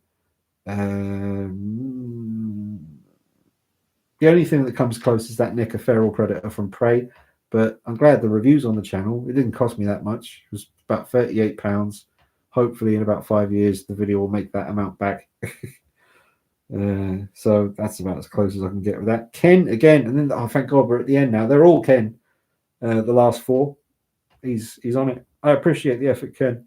What do you do for work in the real world? Oh, that one again. I've already answered that. I'm an accountant, receivable analyst for a furniture company. That's all right, isn't it? People are always going to need furniture. It's like barbers. People are always going to need their hair cut. Not me. I am follically challenged. Do you ever plan on getting another dog? Yeah, I think so. Uh, After I get some stressful stuff I'm dealing with for the past few years out of the way, once everything is settled, I'll get another dog, I reckon. I love cats as well, but I'm allergic to them a lot of the time. Not always, but most of the time, if there's a cat about, I start sneezing. It's a shame because I do like cats. Figure that hasn't been made that you would be really excited about seeing be made. Arkham City Catwoman. Do you drink coffee? I do, but not very often. And that is the end of the YouTube comments. So I think before I get started on the Instagram ones and the Facebook ones, I'm going to quickly and go make myself a cup of tea because my throat is killing me because I've been talking for an hour and 30 minutes and 33 seconds. And I'm going to take a 5-minute break and I'm going to come back and we're going to continue. And yeah, if you want to ask any questions, super chat it and I'll see it. I'll be back in 5. Thanks, guys. I'll be right back. Stay tuned. Go take a toilet break. Smoke a doobie. Rub one out. Do what you want. We've got the keys. I've got the keys. Need the keys. The old.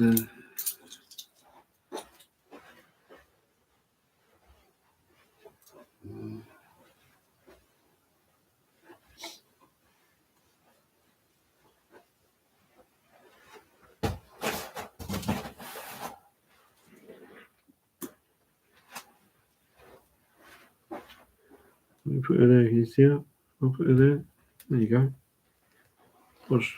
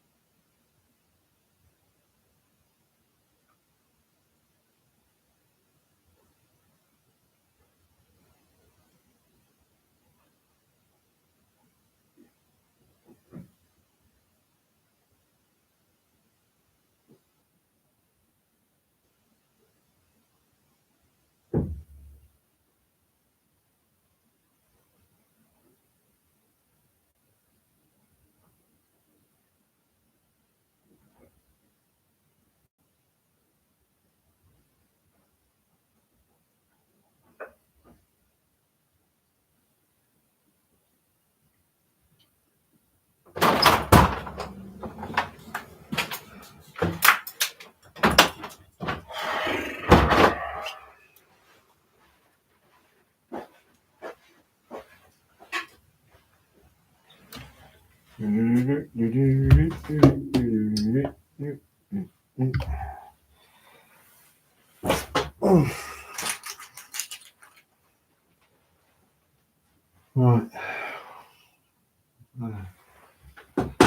Let's skim through these. There's loads. Oh, bloody hell. That's a lot of comments. Yeah, I'll have to do that later. Oh, someone's asking about what's this Danny Carbonite. Dean, have you seen the first look at the David figure from the Lost Boys on the Sideshow page? I have, and I want that. I'm a bit worried because I pre-ordered it with someone. I said I'd never pre-order stuff. I did actually pre-order that with a certain store, and they won't reply to me. So hoping I get that one. Yeah, the first look at it, the likeness doesn't seem too good. Yeah, the Sideshow video, the likeness didn't seem too strong. But I'm going to get it regardless. I need him from a vampire collection because of all the caustic plastic vampires I've got now. I have to get him, and I need Gary Oldman, Bram Stoker's Dracula. But I'm not getting that horrible Red Man one or wherever it is. Custom ones look great, but just let me sip on my tea for a minute, folks. Oh, throat's killing me. He says popping away in a vape. I'm sure that helps. The self-destructive nature of the human poison. It's weird with live streams because I've been talking non-stop for an hour and 40 minutes, and at a certain point, about an hour ago, your brain just kind of switches off and your mouth keeps moving, and then you think to yourself, is any of this watchable? Like, is any of it making sense? Am I you know? But there it is. There you go. I decided to do it as a live stream rather than me sitting there talking to myself, which I'm pretty much still doing. Now you can hear me, can't you? So it's all good. Right. So shall we do the questions that I got on Facebook now? So now I just need to go onto my Facebook page, scroll down a fair bit to find the original post where I told you to ask me some questions. I love this guy's Christopher Walken impression. Tell the Christopher Walken story. First time I met Christopher Walken on the set of Suicide Kings, I go to say hi to him. As I'm walking up to him, the first thing he says to me is, I can see you coming. Holy shit. I'm like, because I'm introducing myself. I'm not a Vietnamese sniper working a tree line. He goes, I can see you coming. And I just kind of freeze. And I had my Rottweiler with me. He goes, I can see your dog too. And I go, her name is Shirley. And he says, cans. Brilliant. Right. Yeah, scrolling. Scrolling.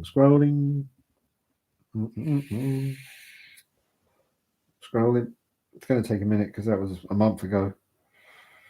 Be right with you. Entertain yourselves. Folks, I'm just finding the questions on Facebook. Q&A questions. Going to be a minute. Still scrolling. I do apparently post quite a lot on Facebook. Here we go. All right. Oh, there's only 8 questions on Facebook. That's manageable. Right. Bob Dillon says, do you think Hot Toys will ever distribute their own products without Sideshow? Oh, God. I don't know if I care. No. Well, it would certainly make it easier, wouldn't it? I guess for people in the UK. I don't know. I really don't know. That's not something I ever think about, to be honest. Like I say, I've had no problems on eBay most of the time when it comes to getting my Hot Toys stuff from eBay. Once I wait a little while for the people in the UK to have them ready in stock, not a problem. So I hope they do. Yeah.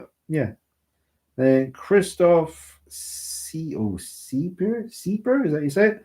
Not sure. Sieper. It says, what is your all-time favorite figure if you could just have one? I'd have to say Batman Begins 1/6 scale.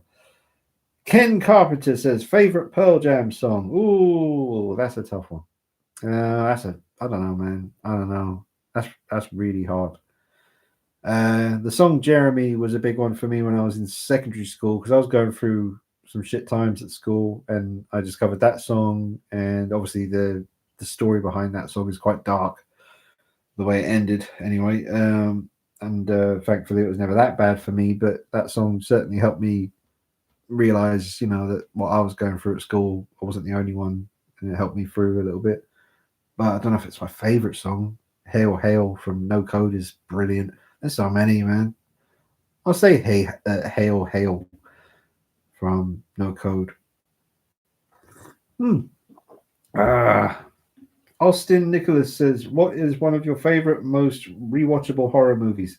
Probably Dog Soldiers. I tend to watch that every October. And my girlfriend likes Dog Soldiers. We've watched that twice or three times. Nah, twice, I think, together. Love watching Dog Soldiers with someone who's never seen it before. That's always fun. And I finally saw it at the cinema about 2 years ago. That was good. And then Jermaine Sims. Hey, Jermaine. He's got a cool YouTube channel. Do you think that you will ever retire from collecting, Dean? Only when I die, which we all do, unfortunately. But that'll be the only thing that stops me. Otherwise, business will continue, channel will commence, videos will keep coming until the Grim Reaper himself taps me on the shoulder and says, "Mr. Knight, your time has come to an end." And I will say, "Fuck off. I've got loads of stuff still needs reviewing.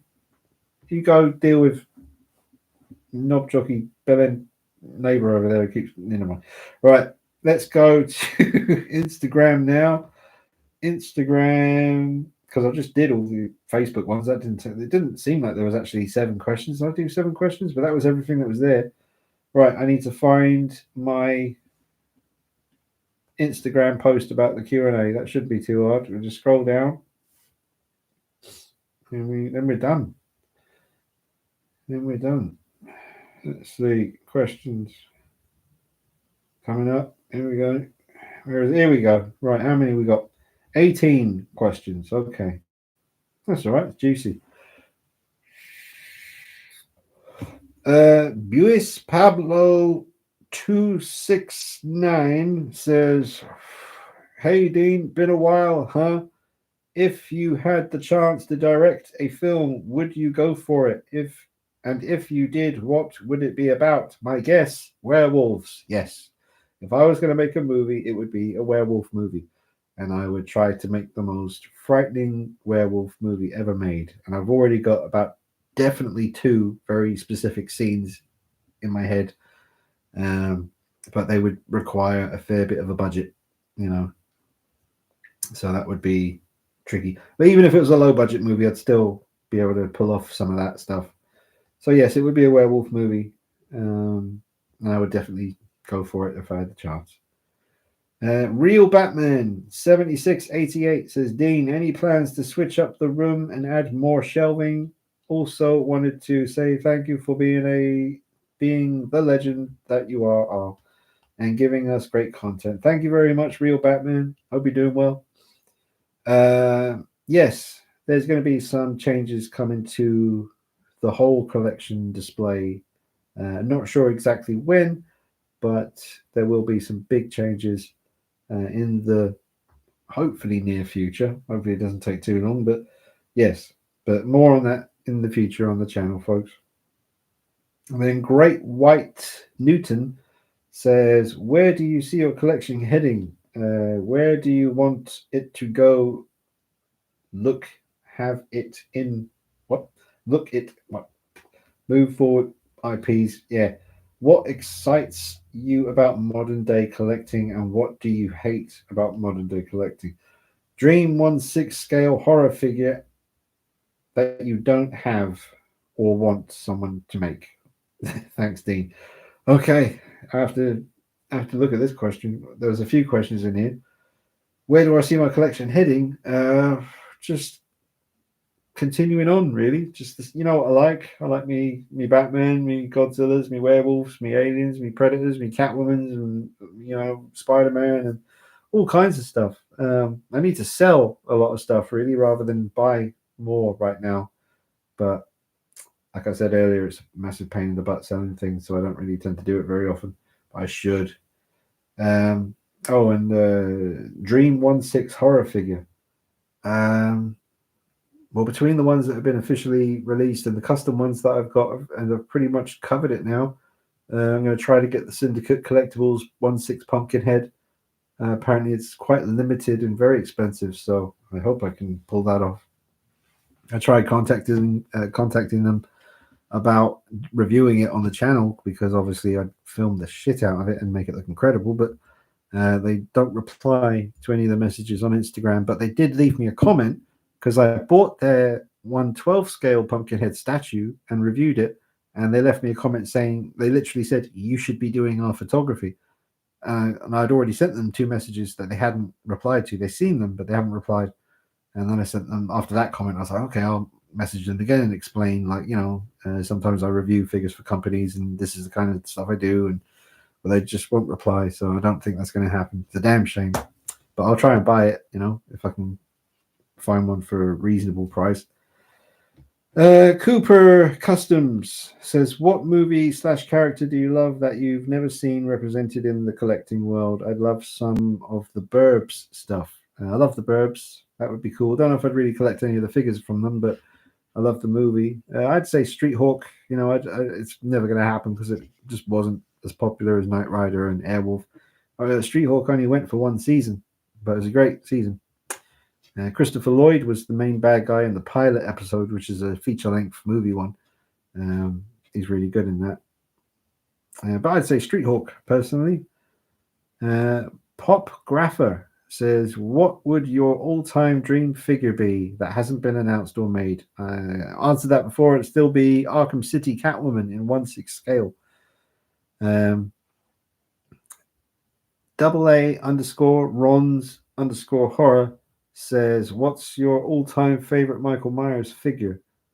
Well, my Perfect 78, my custom one, would be the best, or my number one. But if you're talking about official releases, I really, really liked the NECA Ultimate Kills and Ends figures. Even though those films were crap, the figures were fantastic. They really look good. They're great to pose, and they come with some great stuff.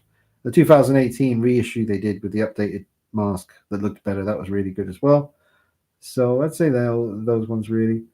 The Trick or Treat Studios Myers figures have been decent for the price, pretty damn good, and hopefully I'll be doing a nice review on the Trick or Treat Studios 2007 Rob Zombie Myers 1/6 figure.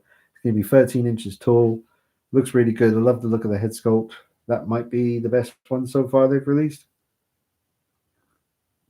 The Halloween 2 figure they did was really good. A's Customs Figs says, first figure that started your collection.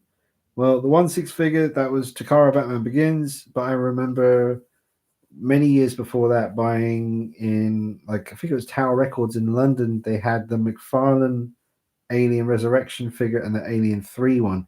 I picked the Alien Resurrection and then spent another few years trying to find the dog alien again because I just couldn't find it. But I eventually got it, and I bought a Freddy figure. And I started out with the kind of McFarlane horror movie maniacs and stuff like that. Vince, can't pronounce the next bit, but Vince says top 5 favorite Batman movies. Oh, okay. Batman Begins number 1. Oh, number 2. I don't know. I'm trying to decide between The Dark Knight, 89 Batman, Batman Returns, and The Batman. I'm trying to decide between them for number 2, I guess. Man, I don't know. Top 5. I don't know. Obviously, Batman Begins number 1. It's the best Batman film ever made. Don't even get me started. The Dark Knight number 2. Batman 1980. But I do really like. I've grown to really like the Batman, the Robert Pattinson one, because I love the dark, moody detective, slow pace. Like it feels like a whole movie before the Riddler even really turns up. And to be honest, I've said it before, but I'm not mad keen on Paul Dano as the Riddler because he's just Paul Dano again, raising his voice unnecessarily and and making his faces that he makes. He just looks like a baby's ass. I've got cheeks like a hamster, but you just want to just cosh him. Yeah. Anyway, so where were we? Batman Begins #1, The Dark Knight #2, Batman 89 #3, The Batman #4. That's ridiculous because I'm putting Batman Returns at #5. That's just madness. I can't answer it. I can't do it. You've got the animated like Mask of the Phantasm and all that as well. Don't. Oh, poor old Affleck. I haven't even mentioned him. He was done wrong, wasn't he? Poor old Affleck. That could have been amazing. Batman Begins #1. Dark Knight #2. One of the Keatons at #3. Doesn't really matter which one. I like 89 and Batman Returns pretty much equal. So let's just say Keaton at #3. Cop out, innit? But then #4, The Batman. And #5. Oh no, man. Trying to remember how I felt about the uncut version or the Snyder cut of Justice League. I remember liking it. I saw it twice and it's 4 hours long, so I must have enjoyed it. Didn't really like any of the Ben Affleck suits other than the ones that he wore in the first one, the Dawn of Justice movie. He looked amazing in his regular Batman suit in that one. Oh man, come on, move on from this. We'll be here all night. Batman Begins #1. That's all you need to know. That's all I need to know. That's it. The Alley. I can't even. Yeah, that one.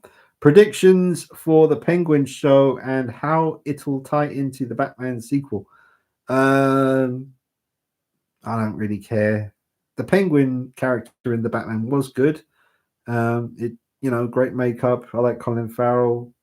I can't help but think of Robert De Niro when he's doing his Penguin stuff. Like the expressions of his face is really like he's kind of channeling his Robert De Niro around that kind of Raging Bull, Goodfellas kind of period, which is fine, I mean, I've seen clips of that new Tom Hardy movie, The Bike Riders or whatever, and he just seems to be doing an impression of, I think I've even read that he just said outright he was doing an impression of Marlon Brando or something.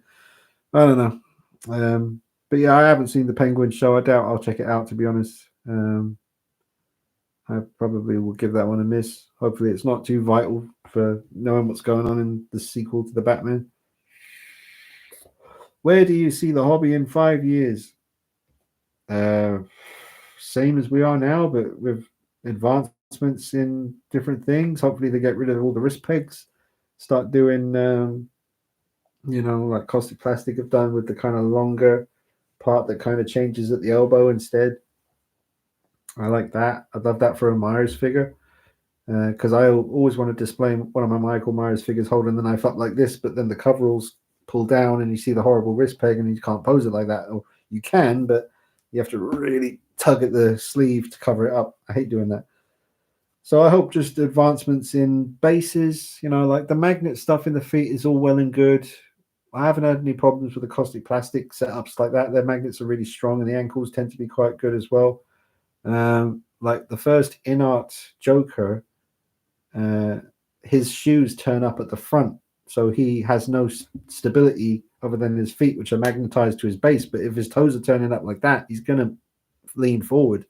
So you probably have to like counterbalance him by having his back further back. I don't know. It sounds like a massive pain in the ass. But yeah, just I think just clear, a nice solid plastic clear rod. I don't know, but you don't want something that clamps around the waist because it just damages figures. But just advancements and advancements. Is that the word?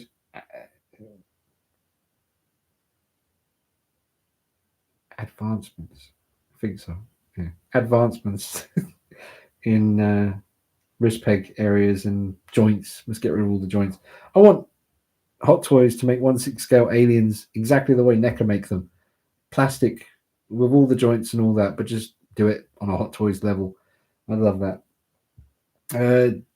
Demon Prince says, do you ever regret selling something that is now really difficult and or impossible to buy, track down? Not really. I mean, I've got a few figures that I mentioned that I missed, like the Tech Noir Terminator sometimes. That was a really nice piece. A classic movie. But no, not really. I still need to sell a hell of a lot of stuff. So I'll have to, get around to that pretty soon. Then, can't pronounce it. UZMOZ says or asks, kudos to your collection, but why so many horror figures and only 5 Spider-Man? Well, because I love me horror stuff, and I really got into collecting all the horror icons over the years in 1/6 scale. There's very few missing from the collection now. To be honest, it's nuts. But the Spider-Man figures I have are the ones that mean the most to me, and there's not really any other Spider-Mans I'm after now. To be honest, I would prefer if my Tobey Maguire Spider-Man was a better figure. The Spider-Man one that they brought out recently, not the best, but it'll do for now. Heidi dot. Why has everyone got such unpronounceable names? Heidi says, your collection room is on fire. Hypothetically, I hope, because it reached a dangerous level of awesome. You can only grab one 1/6 scale figure and you have 15 seconds to choose. Answer or you will lose everything. I'll keep me 1/6 scale Batman Begins with the Unreal Toys 2.0 head sculpt. That's the one I'd take. Mr. Mom Collectables says, are there any hot toys you want to see made that have not been done yet? Arkham City Catwoman. Philip Mauer, that's how you say it, says, my collection has grown to over 100 figures, so can't always have them out. I've gotten rid of a lot of boxes for space and using a toolbox storage system for accessories, etc. How do you manage your collection and keep stuff like accessories within reach? Also, do you have an issue with dusting and bring back the figure pit? So I keep all of my accessories in drawers here. Like literally, I've got a Batman drawer, I've got a female figure drawer, I've got and then it's chaos after that. Yeah, I've got a Batman drawer and a female parts drawer. Sounds weird. And then the rest is just random madness. I have to go through every drawer and lift out bags and bags and bags and bags and bags of accessories. More bags of accessories. More bags of accessories. More bags. I could do that for hours. It's a lot. So it's all within reach. Smart system. What else? How do you manage your collection and keeps? Yeah. And how do you dust? Dust. It is what it is. I try to stay on top of it as best I can. And the figure pit is no longer anything to do with me, so you'd have to take that up with if it exists. I don't know. The Real Batman 7688. Dean, any plans to switch up the room to add more shelving? Also wanted to say thank you for that's the same comment I think he left on Facebook or one of them. So I've already read that one, Real Batman. Thank you so much for leaving it on here as well. And then Paolo 269. Hey Dean, been all I read that as well. What's going on? Hang on. Oh, I think it just did that thing where it went up to the top of the page again. Okay, hang on. There's the last one. Okay. Is there any more? Is that it? It's doing its little spinny thing like it's loading. Not sure if there is any more questions. I don't know. It's just see that little spinning thing there? It's spinning. It's trying to decide whether there's any more questions or not. 1, 2, 3, 4, 5, 6, 7, 8, 9, 10, 11, 12, 13, 14, 15, 16, 17, 18, 19, 20. Okay. Is that all of them? Oh, no, there is another one. Chris says, what do you want to happen to your collection after you are gone? Well, I remember that one. When I first read it, I was thinking, I don't know. Well, I've got no kids to leave the collection to, which is a shame. My dream, but it's no reason to have a kid because I don't want kids. And this is not a reason to have a kid, but if I did have like a son or a daughter, it would be lovely to think that when I'm gone, they could take over the channel for me and carry on the D333 channel. But that's not going to happen. So I don't know. I don't have anyone to leave my collection to be honest. And I do think about it a lot. I don't know. There's no museum that I can think of that I could just give everything to, and I don't know, man. I really don't. It's a bit of a creepy feeling, you know. My girlfriend wouldn't have a clue. That's assuming she survives after me. I mean, she wouldn't have a clue what to do with all this stuff. She wouldn't know what it's worth. She wouldn't have a clue. I've told her what some of the stuff is worth, but I don't know. I'd have to put a tiny little. The only thing I can think is I'd have to get tiny little stickers and put every figure and statue I have and number it, and then write in a book that number and then what that figure is and what it's worth, or what I think it's worth. But that would take forever, and I can't be bothered. So, who knows? I don't know, man. Hopefully, I've got a good few decades to still think about that. I'm 43, so people in my family on the male side tend to live into their mid 80s. So I'm halfway through this divine comedy we call life. So I'll get back to you on that one, Chris, hopefully. But yeah, I really don't know at the moment. It's probably about time to start making wills and all that stuff. They start contacting you when you get in your 40s. You start getting the emails and the random text messages. Have you considered making a will? Name. Oh, this is from Cardinal Nobody. That's cool. Name 3 movies that have affected you deeply, still resonate with you to this day, and why. For me, 3 such movies are Batman Begins, the original Scream, and Blade Runner. That's him saying that. 3 movies. Well, obviously Batman Begins, because I started this channel because of that movie. Had a massive, massive impact on me. It's just everything perfect. Just lightning in a bottle for me. Like everything was perfect about Batman Begins. I couldn't believe it when I saw that for the first time. 2 other movies that had a big impact. I have to think about that. The Crow. The Crow was a big, big one, man. I was like 13 when I saw The Crow. Didn't see it at the cinema. I had to wait for it to come out on VHS. Obviously, Brandon Lee died making it, and that was 94. And Kurt Cobain died that year as well. So it was a bit of a depressing time. I remember feeling that. I remember I went because I grew up like I was a Nirvana fan when that was happening. I remember Nevermind coming out, and the first time I saw the Smells Like Teen Spirit video and all that stuff, and Incesticide. I remember randomly before the internet, obviously, didn't even know Incesticide had even come out, and I was at the airport going to Ireland with my mum. We're at Heathrow Airport, and I ran into Isle Price or the record shop, whatever it was, a little small place, and I just caught it with my eye. I saw, oh, what's that? And I saw like Nirvana. And I'd never seen that CD before, so luckily my mum bought it for me, and I listened to that the whole time I was in Ireland, along with Nevermind, while I was playing pool on my own at the family member's house we were staying at in Ireland. And in the back garden, they built like a little hangout room, nice little wooden, like back house, whatever you call it. There's a pool table in there with all my granddad's old World War II helmets and stuff on the walls. And I was just in there listening to, on a ghetto blaster, my Nirvana CDs, playing pool by myself. And then every now and then someone would come down and play with me. But they were good times. So The Crow, Batman Begins, and another movie that had a massive impact on me. I mean, oh man.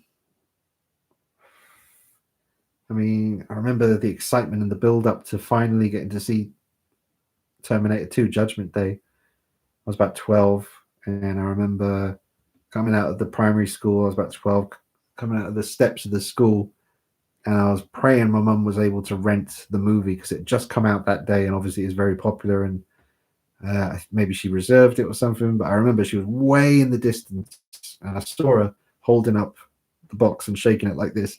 And I was so excited. I just ran. I couldn't wait to watch Terminator 2. So that one probably. But there's so many. There's so many movies. SGT Grog Dog. Sergeant Grog Dog. I think that is. What's the most important thing you have learned in your collecting journey?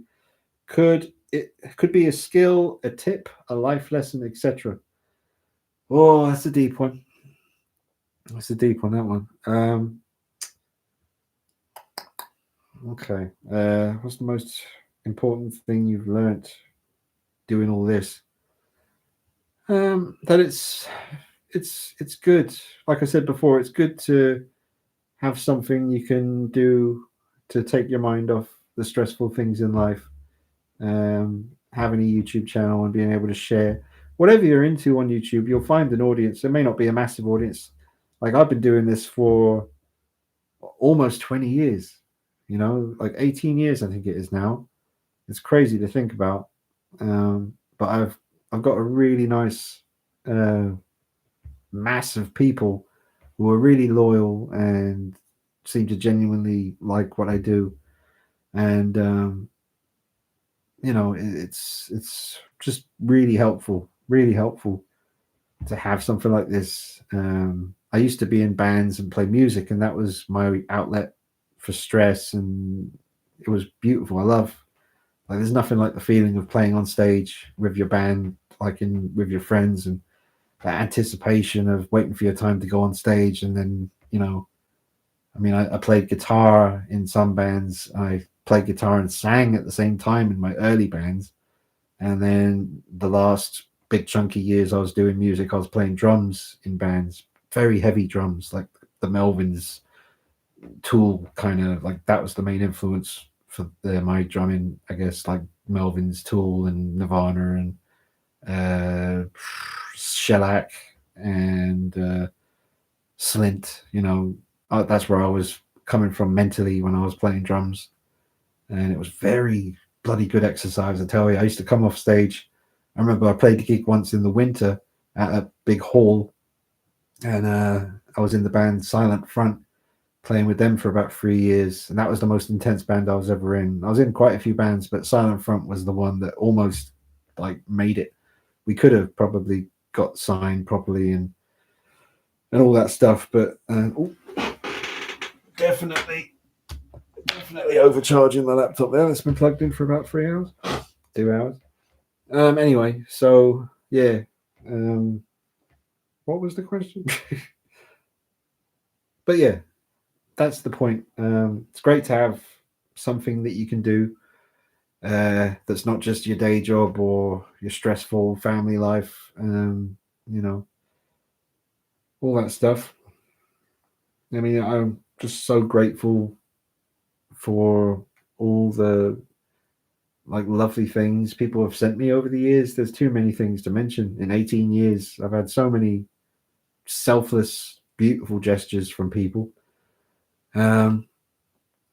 It's just it's amazing. And I've even had when people send me something, they'll write me a letter, and like a big letter, like just talking about how much they love the channel and stuff. And it's just it's hard to compute like in your head, because I'm so used to doing it, and there's always that part of my brain thinking, don't ever get too cocky, because at the end of the day, you're just another person making videos on YouTube. We're all just doing the same thing, but just different subjects and genres of whatever. But I mean, gosh, because being in bands, that whole thing started to. I was lucky because I was in that last generation of people that could play live at all these venues. They've all disappeared now. Like in Kingston, I used to live near Heathrow Airport, and you'd have Kingston that was near Twickenham and Teddington. And I used to play in Kingston a lot. Like there was a place called the Fighting Cocks, played there about 50 times in different bands. Uh, the Peel in Kingston played there a lot. The Grey Horse in Kingston played there a lot. There was a place called Heatham House in Twickenham, played there a lot of the band nights. Played with 100 Reasons once, and we actually blew them off stage. No joke. We played before 100 Reasons, and that was with Silent Front, and it was a mauling. It was incredible. and we played. Well, I wasn't in the band anymore, but Silent Front, after I left and they got another drummer, they played with Unsane in London, which is a great band, Unsane from New York. And they actually played with them. Like, that was crazy. That's like playing with Slint or something. Just anyway, memory lane. There's just too much to talk about there. So much. But could be a life skill. So how has my collection? How's the collection helped me with other things in life? I don't know. I don't know. I can't really think of a way that what I've been doing on YouTube has affected anything else in my life. I mean, it certainly meant that I couldn't spend as much time going out and socializing as I used to. A lot of friends kind of dropped off, obviously, because I was so busy doing this. And then you do look back and you think, damn it, I wish I had stayed in touch with this person and that person a bit more and kept that relationship going because we were good friends and stuff. There's a lot of that. But then you know that if you have a dream and if you have a vision, the only thing to do is just solely focus on that vision and a dream if you have it. I mean, that's what I did. I really just so focused on just keeping the channel going and getting better and trying to grow the channel out and reach more people and reach more companies and review things. And you know, it's always going. And then there's the mask side of stuff as well. That takes up a lot of time because, like, say, like the Halloween 2018 mask, that takes me a good 3 or 4 days to complete. You know, it's just time consuming. So yeah, Sergeant, that's the last question as well. That's the very last question. And nothing else coming up there. So yeah, how many people are watching? I haven't even looked at that. 46 people. Oh, that's not too bad. I hate it when you look up and then it says like 103 or something. Like, Jesus, 103 people watching me talk absolute gibberish. So that's all the questions done. I'm glad it's done. I don't think I've done a very good job. I never do, especially with live streams, because like I say, once you've been talking for about half an hour in a room where it's just your voice bouncing off the walls at you, you start to go a bit la la, and you're not sure if you're making any sense anymore. So I hope this has made sense. I hope you've enjoyed watching it. Thank you to the people who super chatted in some questions, and thank you to everybody who sent in questions on Facebook, Instagram, and YouTube. And it's done. We did it. I hope I did a good job. I really don't feel like I did. I remember some of these questions when I was thinking about them earlier on when I first announced I was doing this and the questions were coming in. I remember having some much better answers, but now on the night, I've probably fluffed some of them a little bit. But yeah, what have we got coming up? So there's that big thing coming up from the company that I was trying to work with, and it wasn't happening, but now it is. There's a big new release figure coming from them very soon. Should be 2-3 days until it's here. There's an embargo on the review. I can't upload my review until they give me a release date for it, and I've never experienced that in my life. You know who I'm talking about because I said that, don't you? There's only one fucking company that pretentious. Like Caustic Plastic, they just send me the shit and they're like, they give me no instruction. They trust me, and I love Caustic Plastic because they just say that new figure's coming. Can't wait to see what you do. There's no like, oh, we want to see the review first, or you can't release it until we tell you to release it and all that shit. But yeah, we'll see how it goes. We'll see how it goes. What else is coming? I'm still waiting for my Godzilla -1 30cm X Plus figure. I ordered that on eBay. Didn't realize that the person I ordered it from was waiting for it to come to them first from Sideshow Collectables. Still no word on that. Everyone's got that figure now. I'm the last person to get it. Such old news. I should have just bought it from Japan in the first place. Yeah, we got the Rob Zombie Trick or Treat Studios 1/6 figure. Once that releases, I'm getting that from Mad About Horror, and I'm going to review that. Man, got the review coming up on the Unreal Toys custom 1/6 scale 89 Batman cowl. with moving eyes and interchangeable mouth plates. That's coming up soon. No word on that shipping out yet, but that's in the future coming. What else? There's other stuff. Oh, I mentioned that I ordered the Sideshow Collectibles Unforgiven Clint Eastwood 1/6 figure. Love that movie. That's my favorite Western, Unforgiven. And I'm actually watching a Clint Eastwood movie at the moment on Netflix. I've got half an hour of it left to watch. It's called Crime Macho, is it? One of the most recent ones he did. It's turning out to be just a beautiful little watch, that is. It's really nice. Clint Eastwood, man, he's such a friggin' legend. I'm going to be so sad. I know I don't mean to be morbid, but I mean, he's 90 something, man. The day is coming. We just lost James Earl Jones, Darth Vader, that was a big one. Just those, like, imagine the day you go on Facebook and you see Arnold Schwarzenegger's gone, or Sly Stallone, or Bruce Willis, or Sigourney Weaver, or fucking Denzel Washington, Eddie Murphy, fucking so many like legends. I don't know. Christopher Walken. So many. I mean, I've never seen that film Babylon. I think it's called Babylon. The Margot Robbie, Brad Pitt film based in Hollywood in the 1950s, maybe. I haven't seen the film, but I did see a clip on YouTube randomly of Brad Pitt's character being upset and saying to someone about what they do, as in actors, what they do does matter. It does make a difference. And it's true. Movies do make a difference to a lot of people's lives, and they can influence people. I started this channel I've been doing for 18 years because of Batman Begins.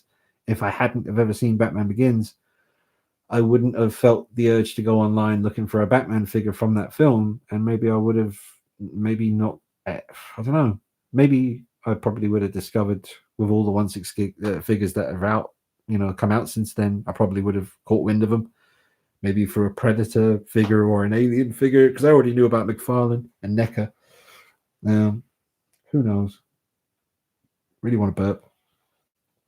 Trying to think if there's anything else coming that I'm forgetting about. Oh yeah, I did pre-order some Pumpkinhead smaller figure. The Scream Classics, I think they called it, the Myers figure. The 78 Myers is like an 8-inch tall figure that I reviewed. Same people that made that are doing Pumpkinhead. I have ordered that. I have ordered the Syndicate Collectibles Howling 1/12 scale werewolf figure. Just little things here and there are coming. I think that's it. I'd have to go on my eBay and see what I've actually purchased, which I won't do now because we've been only 2 hours and 20 minutes. It feels like we've been doing this for like 6 hours. Well, if you got no more questions, I'm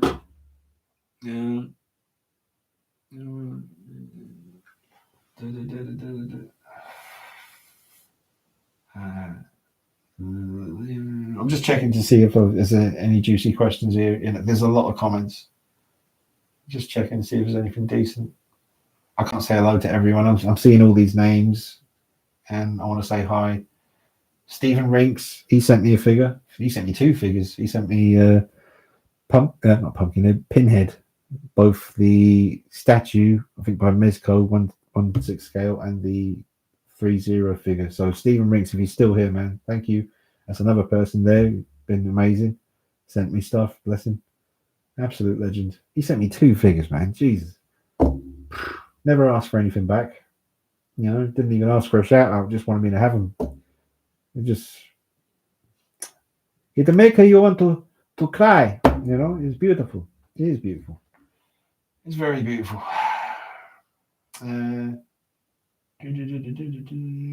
Joker 2. Someone very excited for Joker 2. Also, long time no see. Glad to see you doing live streams again. Headcount says that. Hey, Headcount. Joker 2, man. I love the first Joker movie. I really love it. It's one of my favorite films now. But the second one's looking a bit ropey. I don't know, man. I'm not a fan of musicals. I knew that, obviously, early days. We knew it was a musical, but I can't honestly say any clip that I've watched, because I usually, like with Alien Romulus, after a certain point, I thought I'm not watching any more trailers because they're just going to spoil the film. I watched the first trailer, which didn't really show much, and then I left it, and that was a good thing because, I didn't have the film ruined for me. But with Joker 2, they're not showing anything to ruin it. I don't think. I've seen some TV spots. I've seen some little featurettes on YouTube, little 2-minute videos they've done. And I don't know, man. Nothing that I've seen so far from Joker 2 makes me think, oh shit, I need to see this. I can't wait. But Joaquin Phoenix, his performance as Arthur Fleck / Joker, if it's anything like it was last time, then that's just worth it for that reason alone. So hopefully I can get along with the musical side of it, we'll see. That's soon as well. So we got Joker 2 is October, but I know Terrifier 3 is October 11th, and I think Joker 2 might be October 4th. Hang on, I'm going to just ask Google. Joker 2 release date UK October 4th. Yeah, okay, so that's going to be a busy few days. Joker 2 and then Terrifier 3. Nice. I'm just having a look at your comments again. Hang on. Yeah, someone's asking if I'm doing a review on the Lost Boys sideshow figure. I am supposed to be getting it from zombie.com, but I just can't seem to get a reply.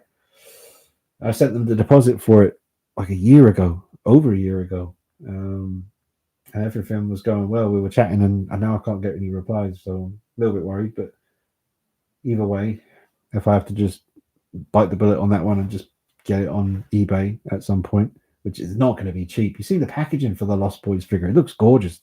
Like the box, the outer box is like an old VHS cover. And then you lift that up, you've seen it, and it's like the Chinese takeout box. Oh man!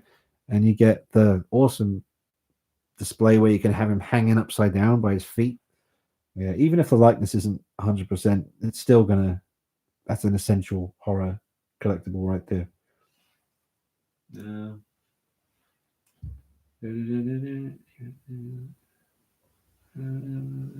Packaging, yep. Salem's a lot. All right. Looking forward to review. Looney Tunes, your favorite Looney Tunes character. Anything else? Enjoy the stream. See you. Excited for Joker 2. Yep. Any recommendations to where to find alien figures? Yeah. As far as that, any recommendations to find alien NECA figures, I just go on eBay or Amazon. I don't think Mad About Horror. Yeah, Mad About Horror will be probably stuck in the Alien Romulus stuff, and they've probably sold the Big Chap and the Predator at some point. I just don't remember seeing too much Predator and Alien stuff on Mad About Horror, but I'm pretty sure they have sold Ultimate figures in the past. But always worth checking out Mad About Horror because they're in the UK. If you're in the UK, and they're really good. Well, yeah, just tuning in, drinking a Budweiser.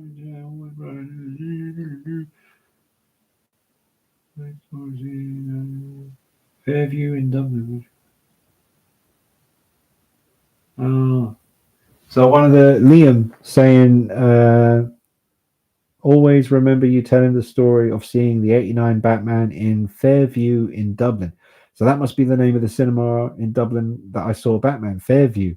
Because it was big. Oh man, I can't remember much, but I just remember the actual room I was sitting in watching the '89 Batman film. It was big, like old school big, and there was kind of like gothic like statues up in the corners and stuff, and it was maybe like a big red velvet curtain on the screen before it started playing. But that was amazing. It was big.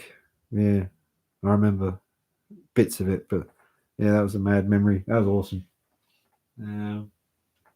I'm really bloody tired now. 2.0, yeah. Happy birthday.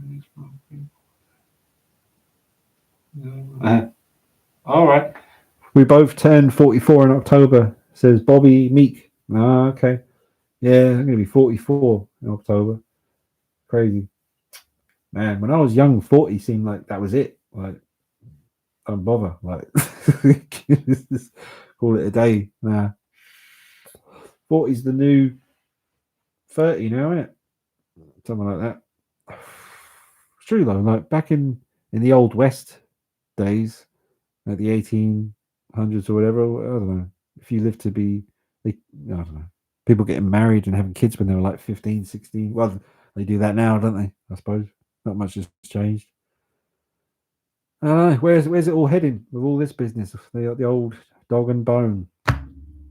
It's mad, man. Like, I'll be having a conversation with my mate about something, and then, or I watched, like, because I watched Alien 3 and Alien Resurrection on the same night round my girlfriend's a few weeks back, I looked at my phone the next day, and I never used to get clips of Alien Resurrection and Alien 3 coming up on Facebook, and then suddenly the next day, that's all I'm seeing is clips from Alien Resurrection and Alien 3, even though I never typed in anything like that to my phone, but it just was listening to what we were doing while we were watching the movie. It's creepy, and that's just the beginning. Who knows, man? I don't know. Kind of. It's time to maybe worry a little bit.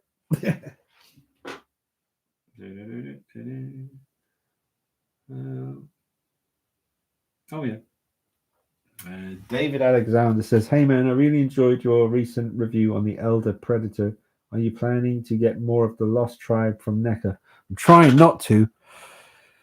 The next one I had on my radar was the green kind of. He's just called the Lost Predator. He comes with like a sword with a red kind of line on it, and he has a light up helmet, and he's kind of got dark blue armor, very different looking. But the reason I was tempted is because Amazon have it on sale at the moment for £32 and free shipping. But there's two versions of that Predator. The older one doesn't look as good as the new one or the latest one. I think the old one doesn't light up as well, and I definitely want the one with the light up helmet. After reviewing the Elder and how good that light up feature was on the helmet, I need the Lost Predator to be that one as well. But what's the main Scout one? Is it the Scout? The one I had my eye on next? He's got kind of orange, like a tiger almost, kind of orange skin with a really unique but almost quite simple helmet with the black visor. That's a nice looking one. Is it the Scout? I forget. There's quite a few. There's like 15 of them, I think. Or is it 10 or 15 Lost Tribe members? So I've got the City Hunter, I got the Elder, and I don't have any of the others yet. But I'm tempted. And I'll say, because I was leaving this room yesterday and I was looking at the Predator shelf with the Ultimate Predators as I was passing by, and I stopped for a minute and just looked at them, and I thought, there's so few videos on YouTube that show these figures the way they actually look in front of you in a room. So many of the reviews, they're overly washed out, too bright, like really bright. And it's so easy to just correct that. Even if you film it that way, fair enough, because it's easy enough once you put it into Final Cut to just go to the exposure or whatever and just adjust things to show the paintwork the way it really looks. They're so washed out and so bright. And I remember when I was looking for videos on the Elder, I watched everyone's review. I watched Evil Cheese, Review Spot, and they're all fantastic. I love those channels. I watch them all the time. But I was specifically looking for a type of video that just showed it, because you can tell when you see a video, like certain channels. I can't think of, like that amazing, that D amazing. I'm going to see if I can find him, because he did a good job. There's just so few channels that really show the figure as they actually would be in front of you. It's I know it's difficult to do, but I say that it's not difficult to do. It's just settings on your camera and the lighting, and then just adjust it in production afterwards, or post production. We will. The amazing Predator review. Let's see if that's him. Is that his name? Is he one of the ones? I think that's him. Yeah, D Amazing. I like his channel. I just discovered that recently. I don't think I've even subscribed to him yet. Let's see. Have I subscribed to him? No, I have now. But let me turn the volume down. Get rid of this annoying. I got the ads on YouTube, man. Yeah. So my phone stopped doing that thing when you turn it on its side and it automatically goes widescreen. It stopped doing that. I have to keep doing it manually now. This guy, he's really good. I like him. He does some amazing photography at the end of his videos. In fact, let me just skip to the end where he does that. Pictures. Hurry up, mate. Here we go. All right. Yeah, this guy's called D Space Amazing. I'm just waiting for him to. Here we go. He does some really good pictures with NECA figures. Really does a great job. Like every review, the last sort of few minutes of the video are going to be photography like this. It's good stuff. I like seeing stuff like that. Really creative, and I totally get where they're coming from because that's the kind of thing I love to do as well. So check out the channel D Amazing for NECA reviews. He's good. Then the Review Spot and Evil Cheese and so many other channels. So many others. Oh, that's a good one. I'm just looking at the thumbnail for his Elder review. That one there, that looks good. That's a good picture. Nice lighting. You know. But yeah, and also the box art for a lot of these Lost Tribe. Like there's some pictures of the boxes on YouTube there. Really nice artwork. Yeah. Anything else? Anything else I need to say before I go? This is mental. 44 people watching me sit here talk absolute waff. I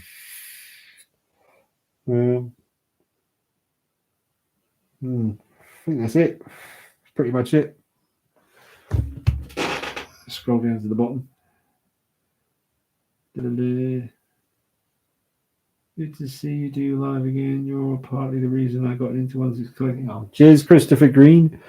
Marlon Braswell. Familiar name there. Hey, Dean, good to see you, my friend. Good to see you too. I wish I could see you. It's just me staring at myself. Camp Crystal Lake fan. Any plans to review the Caustic Plastic Dale Cooper? Oh yeah, that's Twin Peaks. They never sent that one. They never sent it. And then a friend of mine asked me if I was going to review it, and I said they didn't send it. I haven't really asked them about it. And then he said he did ask them. He messaged them and said, "Are you going to send that figure to Dean because I want to see him review it?" And they said they would, but they didn't. It never happened, which I'm not bothered about because I haven't got the first idea about anything to do with Twin Peaks. I never saw it. I know it's meant to be good, but I just never saw it. So I was kind of worried about that review. If it was coming, I was thinking, as far as I'm concerned, it's just a guy in a suit holding a file, like the diorama base with the girl in the plastic sheet by the river or something. That was really cool looking. A bit creepy though. But no, that's the one Caustic Plastic figure I haven't reviewed, and I doubt I ever will. And I'm fine with that because, like I say, I don't know anything about Twin Peaks. I don't have the time to do all the Twin Peaks research. You know what though? I remember when I started watching, when I did have Disney Plus. I cancelled that like a year or two ago. And never will go back because they're absolute scumbags. But I did watch all of the X-Files with my girlfriend on Disney before we got rid of it, and I really wanted a Mulder and Scully decent 1/6 scale figures. And I know that, is it 3-0? Someone, I know Sideshow did a bunch years ago. They're dutty as hell, like they're old. But someone did do some half decent Mulder and Scullys in 1/6 scale, and I was looking for them on eBay, and the ones I did find were way too expensive, so I didn't bother with that. But yeah, I'd like to see Mulder and Scully, you know, from like the early seasons. It was weird when Scully changed her hairstyle. I couldn't accept it. It was weird because when I watched X-Files on Disney, and it's like when I watched Big Bang Theory for the first time on Netflix. I'd never seen it before. And my girlfriend, when we first started out, she got me into Big Bang Theory. And thank God I didn't have to wait. Like people who watch Big Bang Theory when it was on TV, when, you know, they do a cliffhanger, like in Friends and Frasier, they used to end the season on a cliffhanger. You have to wait like a year maybe to wait and see the next season. Well, I was just able to watch Big Bang Theory from start to finish all the way through. No problem. It was beautiful.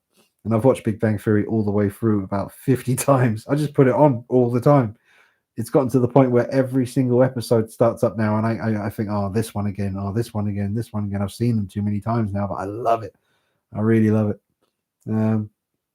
What was the point? I forget. Oh, Disney X-Files. Yeah. So I would love to see some good X-Files figures. Have I seen Long Legs? No, not yet. I've seen some clips. I got curious and went on YouTube, and I've seen some of the Nicolas Cage doing his weird stuff. Looks pretty creepy.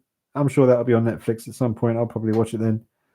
I have seen the first few minutes because I'm a bit of an idiot for spoiling things for myself. I get bored sometimes. And if I'm waiting for a video to process on the laptop before I can put it on YouTube and it says an hour and a half for the video to process, I'll either play a game. At the moment, I'm playing Assassin's Creed Origins because it was only like £5 on sale. I've heard so many good things about it, and it's such a big game. I thought, wow, getting that for £5 is a pretty obvious get. And I'm enjoying that. I'm not fully engrossed. I got to be honest. I'm enjoying it, but it hasn't grabbed me the way like Ghost of Tsushima eventually grabbed me. And the only way Ghost of Tsushima really grabbed me was when I was able to start getting far enough in the game where I was able to compile my own outfit, like because it lets you choose your own hat, your own mask, your own armor, your own swords, your own weapons. And I just wanted to be all black, like a wraith, just out in the Japan, just slicing Mongols up, just slicing them, just evil. Now, once I was able to do that, I was able to connect with the character because I basically created the character in that game for the look, and it really made me feel invested and immersed in the game. And Cyberpunk, I've started playing that again on and off for a few minutes every night recently. I love Cyberpunk. I wish I could. I probably could show you. I'd have to log into my PlayStation app here. Let me see if it will show me. I basically created like a Catwoman, sort of cyberpunk Catwoman in the game. And I unlocked the double jump feature. So I basically travel only at night. I always skip to the daytime, or if the sun is coming up, I have to leg it back to one of my apartments, usually in Japantown, before the sun really comes up, because I like to do it as if it's real. Where is this? Where is it? Where are the? Oh, here we go. Captures. I can show you. I can actually show you. I've got video on here. Is that going to go big screen? I need it to go big screen. Oh, that's going to be way too small. That's the kind of stuff I get up to in Cyberpunk. That's my Catwoman-like character, just perched on a rooftop, and I'm just looking for bad guys. I've completed all the missions. Can you even hear me? I've completed all the missions. So I just go around at night with my samurai sword and my guns, and I look absolutely badass. You can't really even see. But I always have like a face mask on. She's female with kind of short black hair, kind of like a Catwoman suit. But I got loads of different outfits that I put her in. I love Cyberpunk. Just an amazing, amazing game. Yeah, that's about the only pictures I have on here at the moment. But yeah, love Cyberpunk. I saw a video on YouTube of someone did a mod where you can play Cyberpunk in VR now, and it looks fucking amazing. So maybe CD Projekt Red will see that and think, you know what, that's something we should probably work on, like a big update. Maybe you can play Cyberpunk on PS5 VR. That'd be sick. Oh man, I think that's about all I can muster up, guys. What's this? Do you like Jada Toys Street Fighter line? Not familiar. Jada Toys. I do have something from Jada Toys. I think they made some of my little model cars and stuff. I don't know. Cyberpunk is my favorite game ever. Yeah, that's what he says. Mr. Dream and Vision. Yeah, Cyberpunk would definitely be in my top 10 games of all time. Maybe my top 5. I still play it to this day. I love it. Have you seen Terminator anime on Netflix? No, not yet. I heard it was all right. I might check it out. I don't know. I started watching the Cyberpunk anime, if it is anime, I forget, but the animated Cyberpunk thing on Netflix. I watched about 3 or 4 episodes, and I never finished it, but I should do.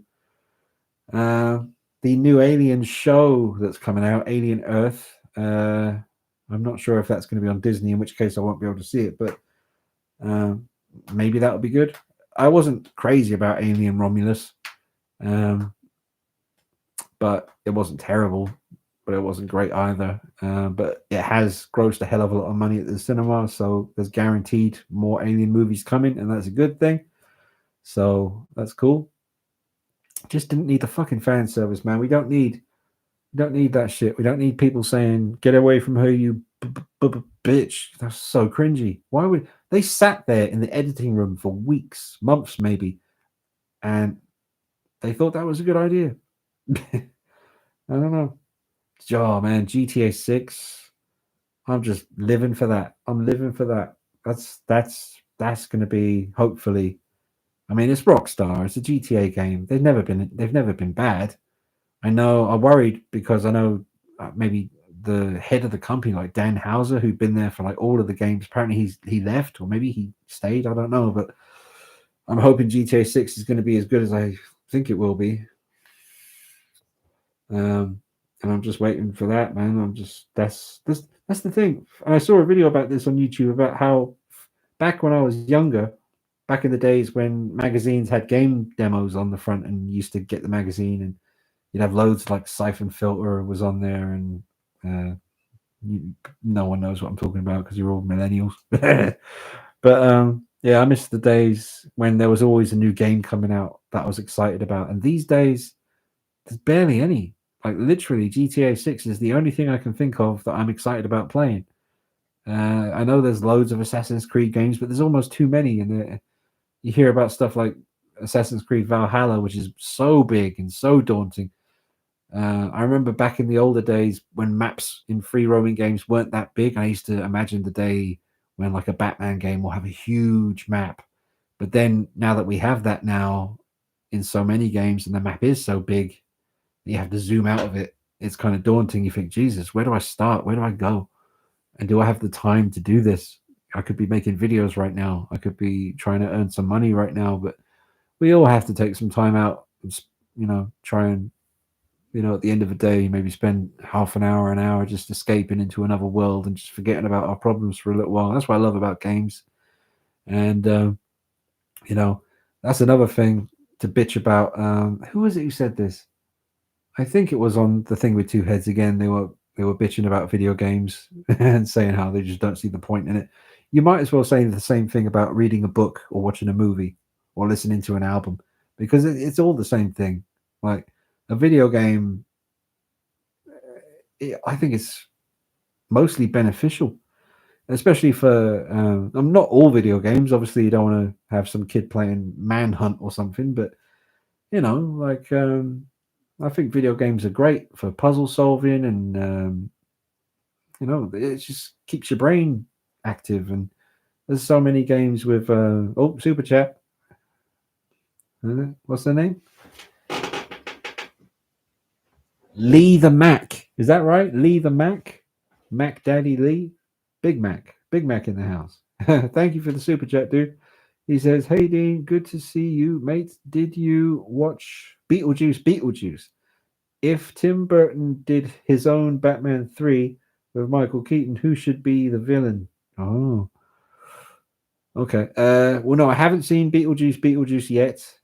I probably won't get to the cinema to see that one. I'll see it. I'll see it eventually. These days, you can. I mean, yeah, like literally, Twisters, the sequel to Twister, that felt like it was just in the cinema, and I just watched that last Saturday at my girlfriend's house because she's got Xbox, and on the Xbox you can download or rent movies, and it was on there already. So we just watched it at her place, and so we'll probably do that with Beetlejuice, I guess, because we did watch Beetlejuice together on Netflix in the early days of us going out, and we enjoyed that. I'd seen it before, obviously, in my early years, and I've seen it about 3 or 4 or 5 times, I guess.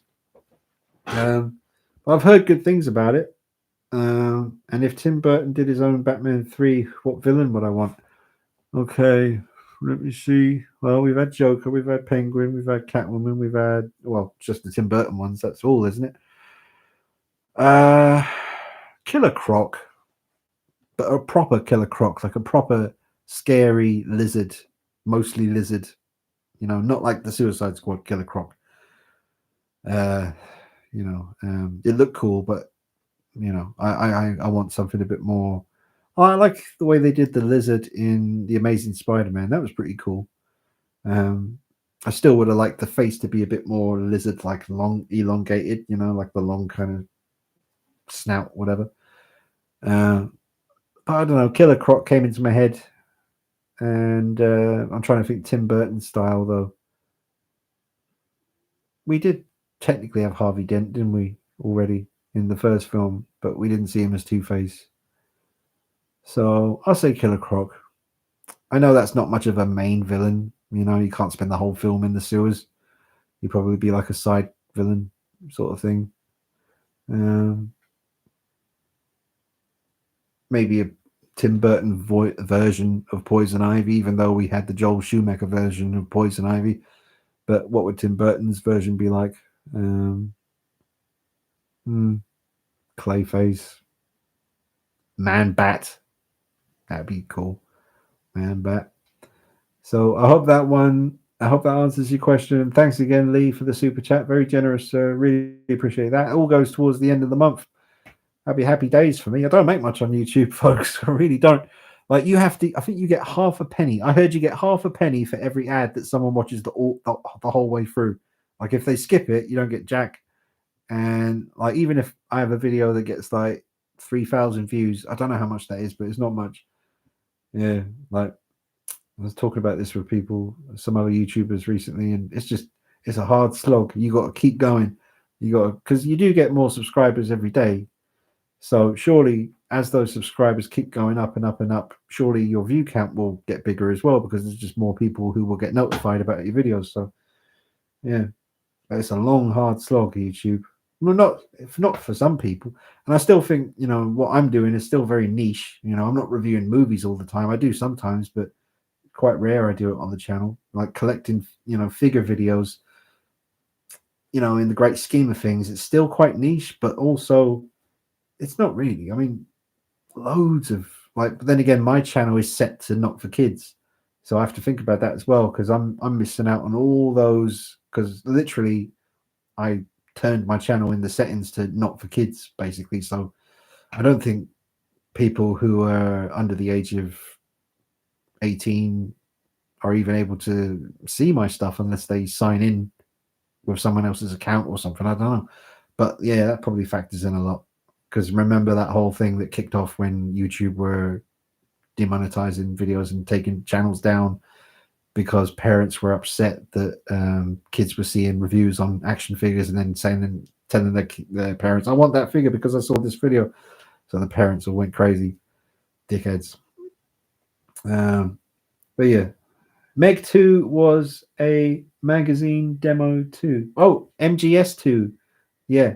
Well, Metal Gear Solid 2 Phantom Liberty, I had to buy Zone of Enders to play that demo, and I played it to death, man. I loved it. But yeah, I remember the game demos on the magazines. It was good times. The Asylum Beyond the Dead says, Dean, what are your thoughts on Halloween 2018 when Michael bites off Laurie Strode's arm after she blasted his... What? What were your thoughts when Michael bites off Laurie Strode's arm after she blasted his fingers? He didn't. What? I don't remember him biting her arm off. That would have been interesting. But I do love the Halloween 2018 film. I think it was really, really good. Really, really good start. And then they fucking dropped the ball so hard. So hard. Just awful. It's a shame. Quick hi from Australia. Love your videos and precise analysis.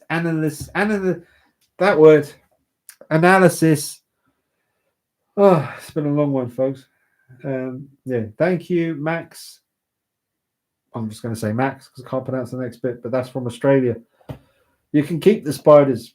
You can keep them in Australia. Too many spiders. Size of a dinner plate. Madness. Saw some crazy videos about spiders in Australia. Forget about it. It's not for me. We appreciate your content, Dean. Says Dream and Vision, and that's the last one. I think we should wrap it up, folks. Or should we do an even 3 hours? It's 2 hours, 51 minutes. Should I do 9 more minutes? Quick couple of questions. I can't even talk anymore. Quick couple of questions. Get them in. Come on. Doesn't have to be about figures. In fact, I'd prefer if it wasn't. Ask me something random as fuck. Go for it. I'm so tired.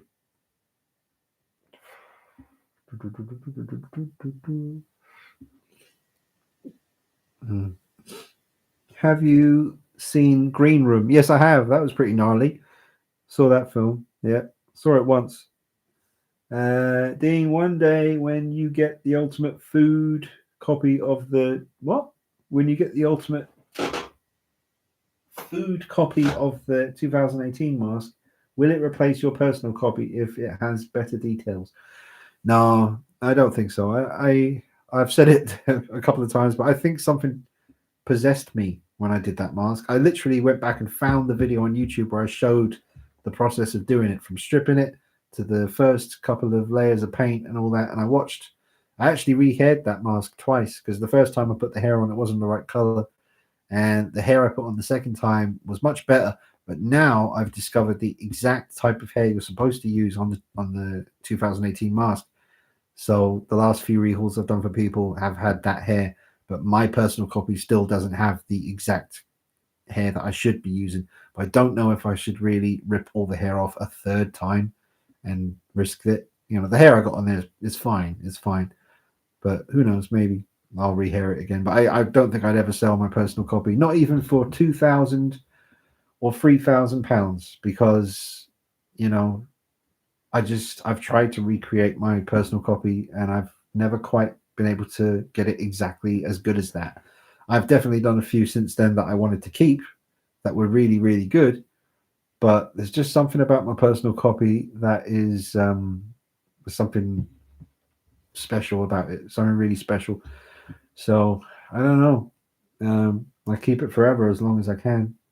So it's a latex mask. I have sealed it a couple of times now.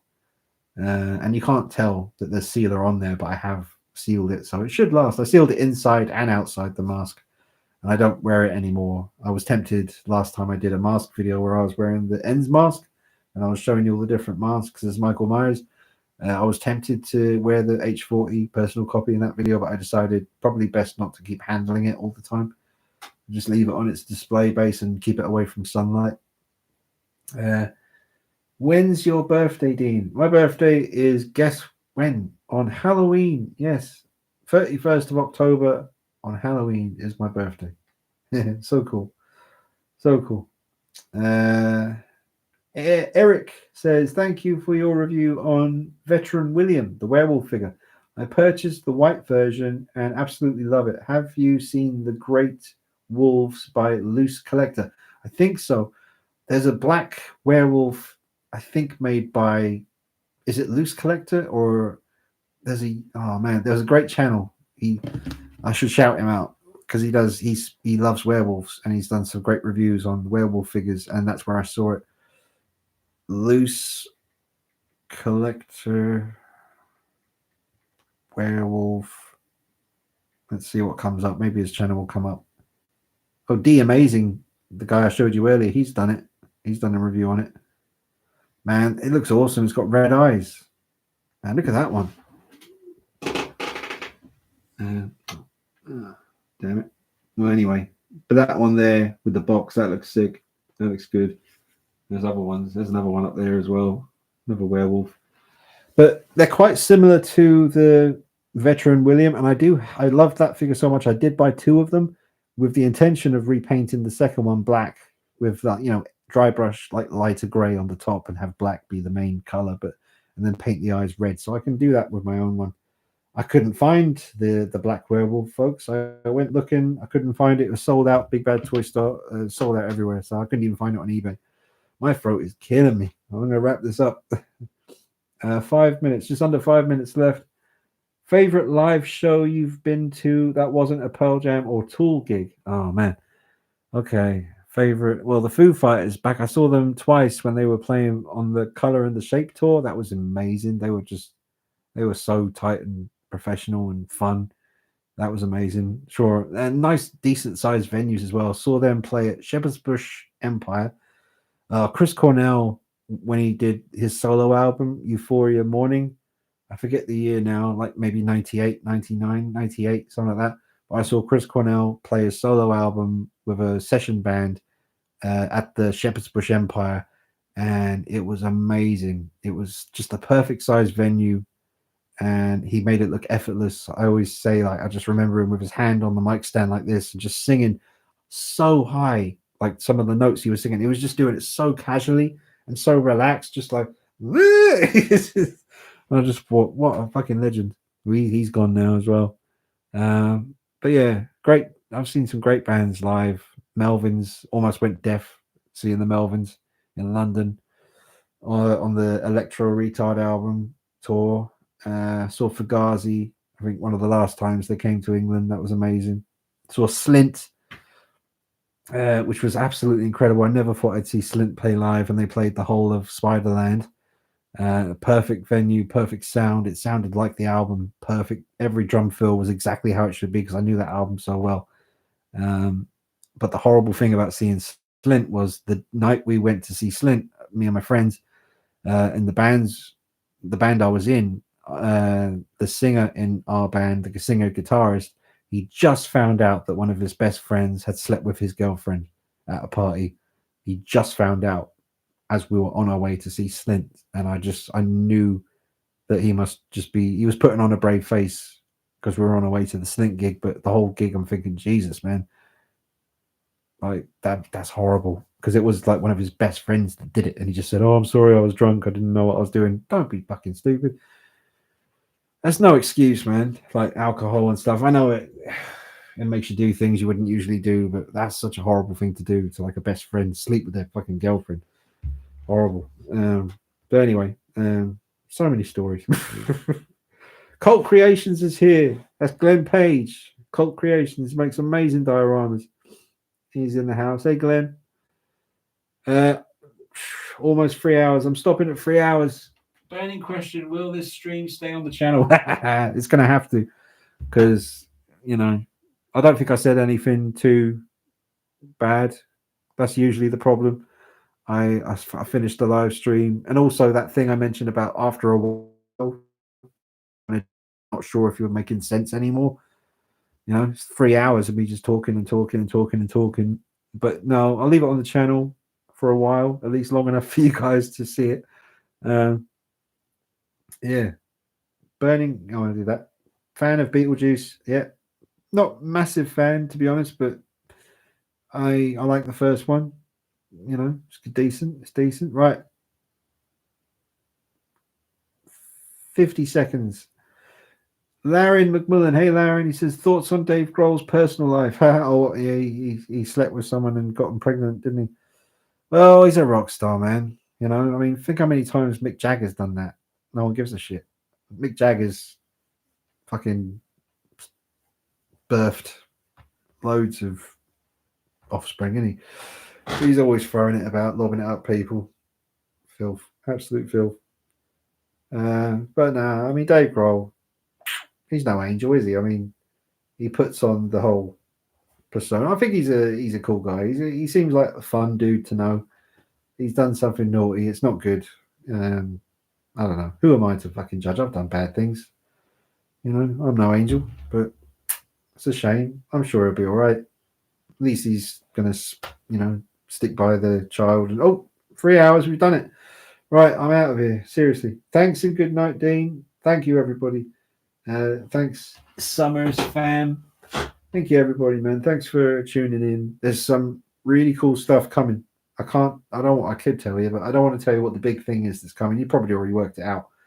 But there is a special review coming up in the next few days once the embargo is lifted and I can release it. I haven't got the figure yet. I'm worried because apparently the 23rd of this month is the embargo, and I still haven't got the figure yet. So it's getting kind of tight because I want to do a really good job, and I wanted to spend a few days filming it to make sure it's as good as I can make it.